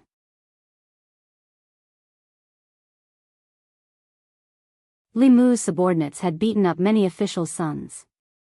He even forced the officials involved to change the silver law of substitution. The officials were silent. Li Mu continued, "I won't say more. The officials from the academy have formed cliques in the imperial court and are hostile to each other. Can't you see that?" His loud voice echoed in the Golden Palace. Even the giant standing at the front couldn't help but notice him. Because he was too talkative and dared to say it. He had broken the rules that the officials had tacitly agreed to. He had exposed the things that the officials wouldn't normally talk about. He had torn down the veil of the entire imperial court. Throughout history, those who dared to break the rules like this had all died without a complete corpse. Li Mu scanned the faces of the people from the academy one by one and said, "Look at what you have done. His Majesty is wise and has the world in mind, but you only think about your own interests. What right do you have? What right do you have to reprimand His Majesty? Don't you feel ashamed when you reprimand His Majesty?"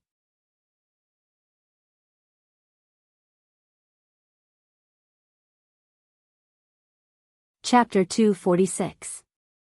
There were more than 100 officials standing in the Golden Hall, but it became Li Mu's personal performance. Because it was too quiet, his voice kept echoing in the hall. No one could answer his question. These rules, which had been tacitly agreed upon by the officials, were laid bare in front of them. It was enough to make everyone in the imperial court blush with shame. The officials were silent, and so was the academy. Li Mu continued, talking about the Demon Kingdom, the Ghost Realm, the 4 barbarians of the Devil's Sect. These are all excuses. Everyone here knows better than anyone else that the problem of the great Zhou dynasty is not outside, but in the imperial court, in this Golden Hall. Li Mu's voice echoed, each word piercing the heart. The hall was silent for a long time. Then the Empress's dignified voice came from behind the curtain. "Everyone, please think about Minister Li's words carefully. You may leave the court in an hour." Behind the curtain, footsteps sounded and gradually faded away. The Empress must have left from the back of the hall. After a while, Mr. Mei walked out from the back of the hall. He gave Li Mu a look, and Li Mu followed him out from the back of the hall. Inside the main hall, there was silence. The Assistant Minister of Personnel's face was as black as the bottom of a pot. The officials from the 6 ministries and 9 temples who had suffered at his hands did not look too good either. The vice-deans and instructors of the major academies left without a word. The officials looked at each other. The hall was silent for a long time. Then someone sighed and said, "Where did this hothead come from?" After someone spoke, the oppressive atmosphere in the hall exploded. "He really dares to speak. The 6 ministries and 9 temples, and the 4 great academies, have all been scolded by him.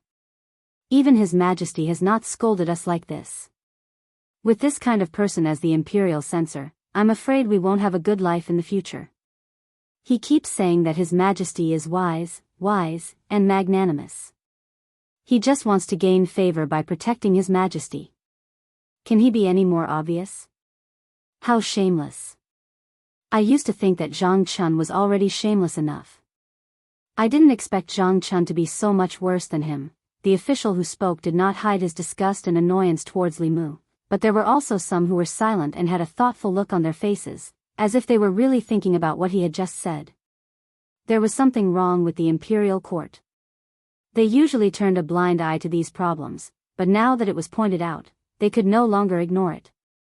Li Mu pointed out the problems of the academy, the 6 ministries, the collusion of the officials in the imperial court, and the decreasing psyche power of the people after Emperor Wen. The assistant minister of the Ministry of Justice, Zhou Zhong, stood in the crowd with a faint smile on his face. Li Mu was not aware of the situation in the hall. He had already left Ziwei Hall. Lady Mei and the Empress' personal maid led him to another hall. There was a table in the hall that was already filled with delicacies. Li Mu was startled and asked, "What is this?" Mr. Mei said, "His Majesty specially asked you to have lunch before you leave." After the morning court session, being able to enjoy lunch in the palace was a privilege that couldn't be any better. Li Mu did not refuse. He was already thirsty from all the saliva flying in the hall. He picked up the flagon on the table, poured himself a full cup, and drank it up. It did not seem to be wine in the flagon, but some kind of fruit drink.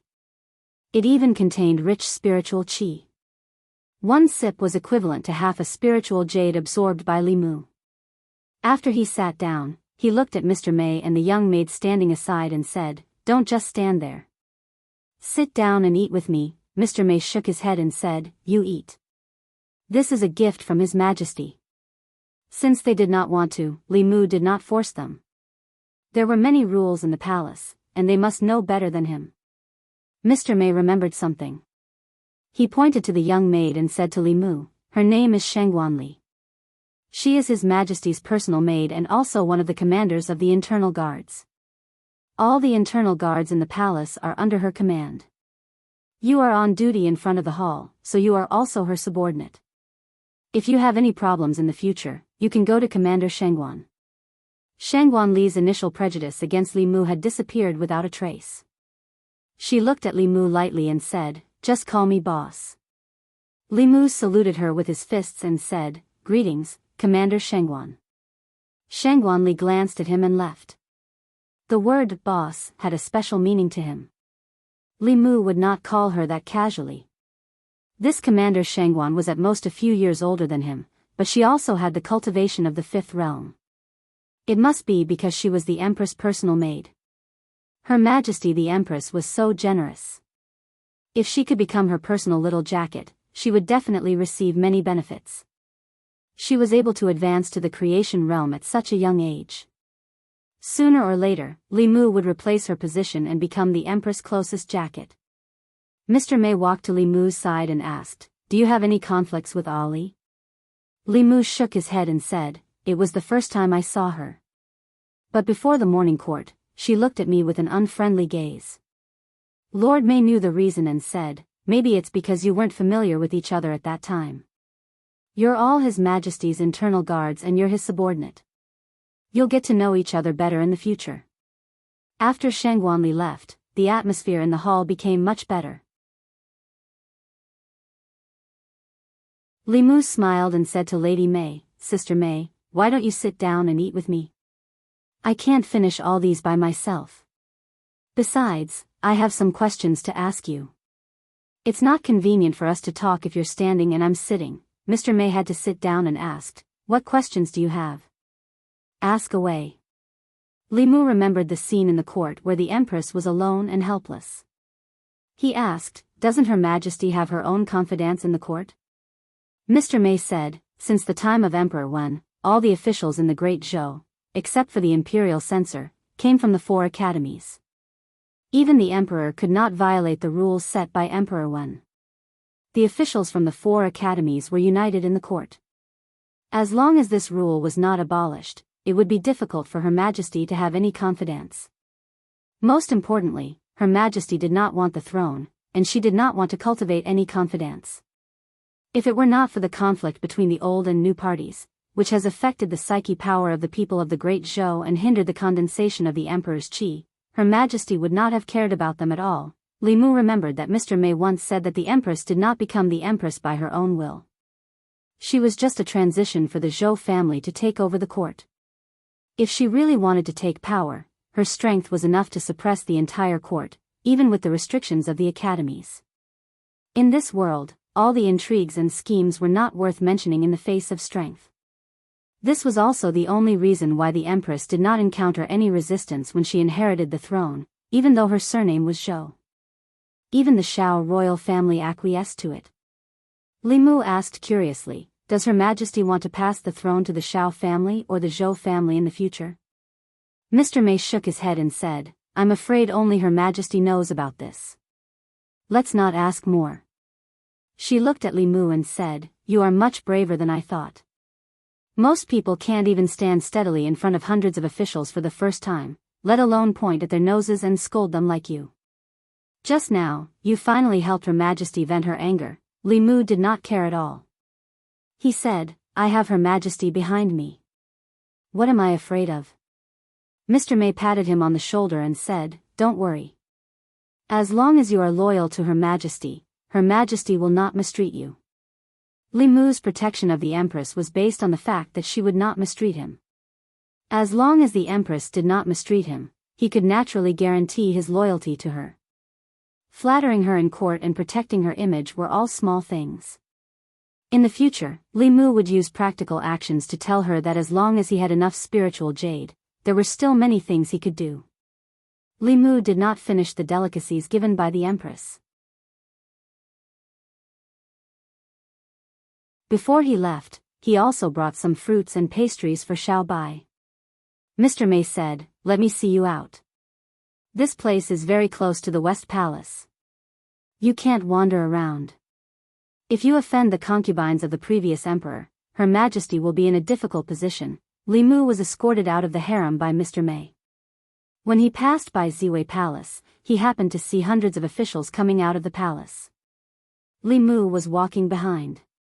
When he saw Zhang Chun, he hurriedly said, Sir Zhang, wait for me. Hearing the familiar voice behind him, Zhang Chun's footsteps quickened. Li Mu quickly caught up with Zhang Chun and said, Sir Zhang, why are you walking so fast? Zhang Chun hurriedly said, No, Sir Li, don't call me sir in the future. I can't accept it, really. The imperial censor in the palace was only a 7th-rank official. Zhang Chun was now a 5th-rank official. Moreover, Li Mu's identity was only useful during the morning court. Normally, he was still a constable in the divine capital. However, since Zhang Chun said so, he did not force him. He said, Old Zhang, what are you afraid of? Zhang Chun looked at him and said in shock, Are you really stupid or are you pretending to be stupid? After what you did in the court, there will be no place for you in the divine capital. You may not be afraid of them, but I'm afraid of being implicated by you. Li Mu said, I don't need them to tolerate me. I only need Her Majesty to tolerate me. He glanced at Zhang Chun and asked, Besides, do you think it's useful for you to hide from me now? Zhang Chun thought carefully and realized that he and Li Mu were grasshoppers in the same boat. He sighed and asked, You disappeared for so long just now. Did Her Majesty summon you alone? No, she didn't. Li Mu shook his head and said, Her Majesty told me to have lunch in the harem before leaving. I came out after lunch. Lunch? Zhang Chun licked his lips and asked, How's the lunch in the palace? Is it rich? How many dishes are there? Li Mu said, It's quite rich. There are more than 30 dishes. The spirit wine is also delicious. One sip and the wine is wrapped in spirit qi. Zhang Chun's throat moved. He turned his head and said, I heard that the imperial kitchen's cooking is not that good. I still prefer the home-cooked food my wife makes. Li Mu felt the same. He said, I also like the food my wife makes. Zhang Chun was stunned. You have a wife? Li Mu nodded and said, You met her in Yangqiu County. She's Lady Lu from the Yunyan Pavilion. However, she's still in the North County and won't come to the divine capital until a few days later. Zhang Chun had a deep impression of the beautiful manager of the Yunyan Pavilion. He sighed and said, Why do all the good things happen to you? Li Mu was taught and influenced by Li Si. He said, As long as a girl puts down her face, it's easy to get her. Zhang Chun thought of his performance in the palace and nodded. You're quite shameless when you're protecting Her Majesty. Then he suddenly thought of something and looked at Li Mu in disbelief.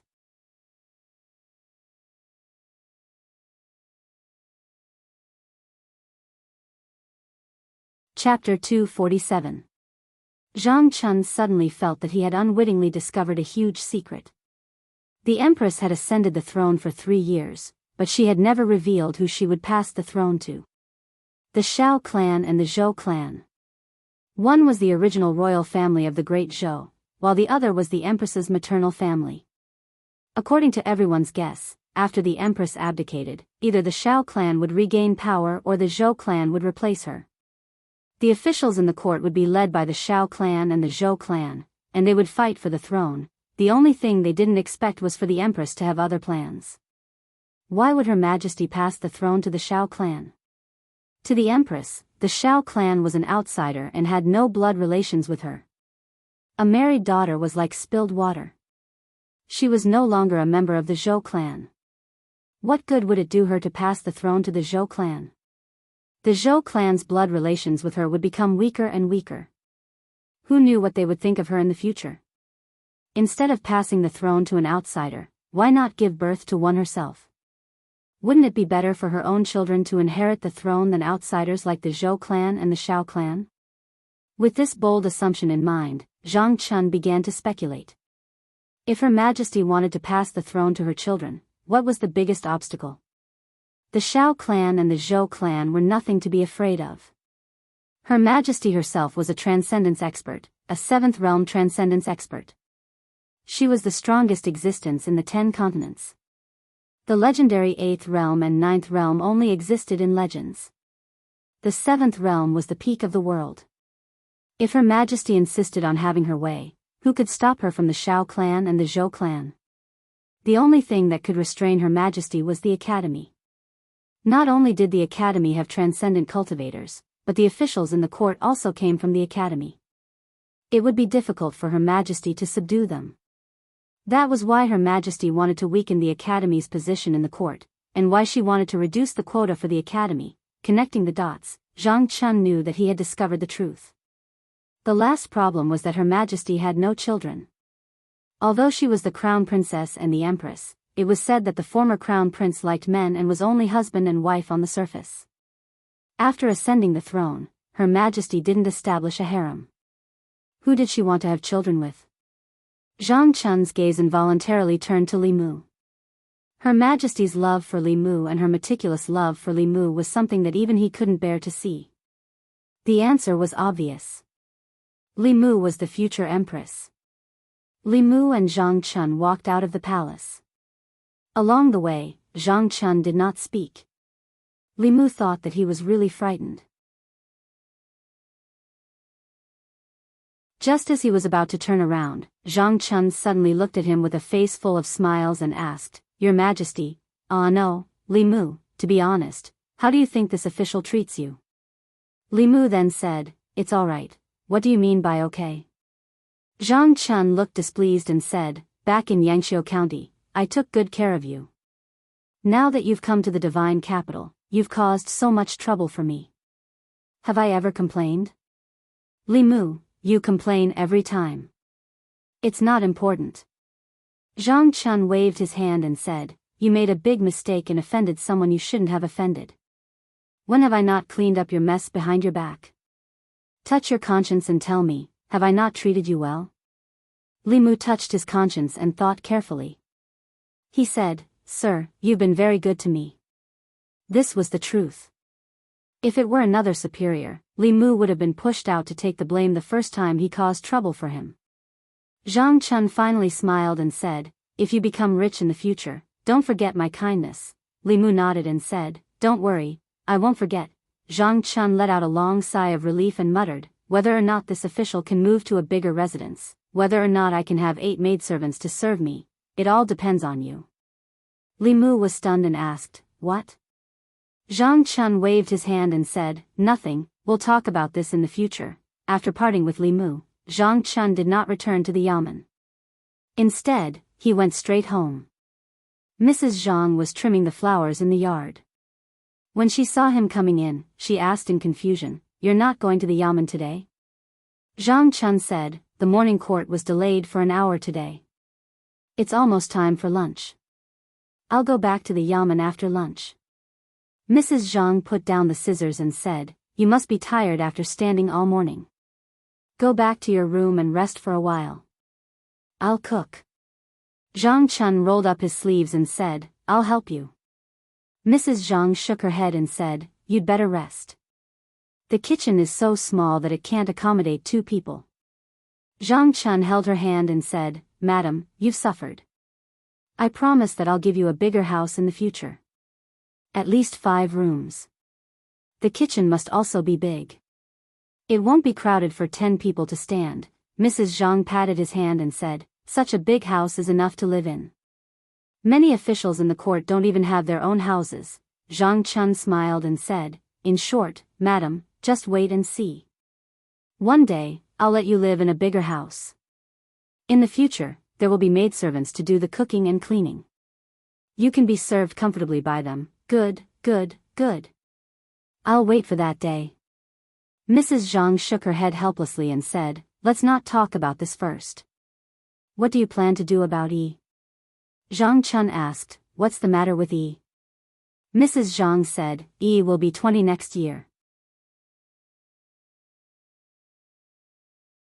She hasn't found a husband yet. You're not worried, but I am. When I was her age, I was already pregnant with her. Zhang Chun shook his head and said, What's the hurry? In the past, I didn't like any of the people who came to propose marriage. Now that we're in Luoyang, they don't like us, Mrs. Zhang said. I think that Li Mu under you is not bad. He's handsome and, shoo. Before she could finish her words, Zhang Chun covered her mouth. Zhang Chun widened his eyes and looked at her in horror. He said, Put away your bold idea. Don't mention this in the future. Don't even think about it. Today's morning court session was more than an hour later than usual. When it was dismissed, it was already close to noon. Many officials were like Zhang Chun. After leaving the palace, they did not return to the yamen. Instead, they chose to go home. Most of the officials in the court did not have their own houses in Luoyang. They lived in the government offices and made do with their 2 meals a day. There were also some officials who lived in the North Court, which was not far from the palace. They could have lunch at home. When the assistant minister of the Ministry of Personnel returned home, he locked himself in his study with a gloomy expression. The servants in the house did not know what happened. They only heard the sound of porcelain shattering in the study. They guessed that their master must have been angered during the morning court session. They did not dare to approach and only watched from afar. When the director of the Ministry of Justice returned home, he called his son to him and warned him sternly, Be smart in the future. Don't provoke that Li Mu again. Otherwise, I'll break your legs and make you stay at home for the rest of your life. Yang Xiu shook his head and said, I won't do it again. Even Minister Zhou died in his hands. I'm afraid he'll strike me with lightning.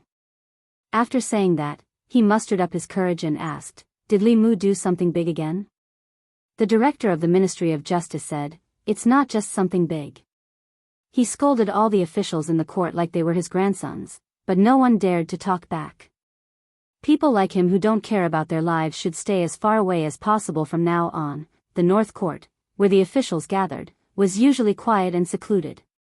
However, at noon, angry curses could be heard from the various officials' mansions. Damn it. There are so many officials in the court. Is he the only one who's clean? In order to get the Empress' favor, he doesn't even care about his face. How can there be such a shameless person in the world? In the North Court, the servants in the various officials' mansions vaguely learned something from their master's angry words. They could not help but exclaim in surprise when they discussed it in private. They had lived in Luoyang for so long and worked in the official mansions. They often heard about the court affairs, but they had never heard of such a strange thing. In a restaurant somewhere in Luoyang. In the main hall, 2 guests were eating and chatting. Have you heard? Something big happened in the court today. How would a vegetable seller like you know about what happened in the court? I heard it from a servant in a high-ranking official's house. They just came out to purchase, so I casually eavesdropped on them. If you hear this, you'll definitely be shocked. Don't keep us in suspense. What happened? Hurry up and tell us. Hee, I heard that someone scolded all the officials and even the academy during the morning court. He scolded the academy's students and instructors for being immoral. He pointed at the assistant minister of personnel's nose and scolded him for harboring his relatives. He scolded the officials from the 6 ministries and 9 temples for not teaching their children well. He also scolded the officials from the academy for forming cliques for personal gain. How can someone be so bold? Does he not want his head anymore? There really is someone who is so bold. Constable Li even scolded the heavens, let alone the people in the court. It's such a delightful thing. It's a pity that we didn't hear it with our own ears. So it's Constable Li. Then it's not strange, listening to the conversation between the two, the customers nearby could not help but slow down their speed of picking up food. Their eyes were filled with shock. When they first heard of this, everyone thought it was a groundless rumor. However, when they left the restaurant and realized that there were many people in the divine capital spreading the news, even those who did not believe it at first could not help but believe it a little. Although they only heard about it from the mouths of others, countless people could not suppress the surging passion in their hearts every time they imagined the scene in the morning court. The children of the officials bullied others and the people. They did whatever they wanted, but the people did not dare to speak up. The students of the academy committed serious crimes, but the academy shielded them and released them without charges. The people could only complain in their hearts. The officials in the court formed cliques for personal gain and fought for power. The court was in a mess and the people in the divine capital had no way of making a living. The people could only watch helplessly. It was not that they had nothing to say, but they did not dare and did not have the right to speak. Now, there was finally someone who had the right and was willing to speak up for them. This gave the people of the divine capital a glimmer of hope. Li Mu was the light of the divine capital. The Li residence. Li Mu was feeding Xiao by moves. Suddenly, he raised his head and looked outside. He felt an extremely powerful psyche power aura from the street in the distance.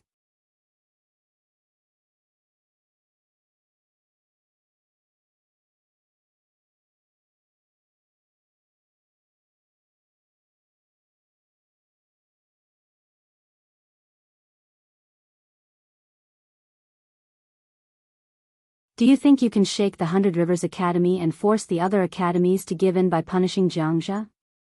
The 3 academies have more than one Jianghu. Do you think you've changed anything? In fact, you haven't changed anything. After mocking Li Mu, Zhou Zhong lowered the curtain of the carriage and it slowly left. Li Mu's face was cold. He resisted the urge to strike him with the heavenly thunder of purple heaven. Indeed, it was satisfying to curse in the Golden Hall, but it couldn't solve any practical problems. Jianghu was just a special case. He could only represent himself, not the 100 Rivers Academy. Unless he could catch more Jianghu. Wait. What did Zhou Zhong mean when he said that the 3 academies had more than one Jianghu? Could it be that Jianghu wasn't a special case of the 100 Rivers Academy? Li Mu pondered for a while and gave up the idea of patrolling first. He went to the government office and walked into the duty room where the case files were kept. There weren't many files in the Luoyang government office. Before Li Mu and Zhang Chun came, the Luoyang government office was just a decoration.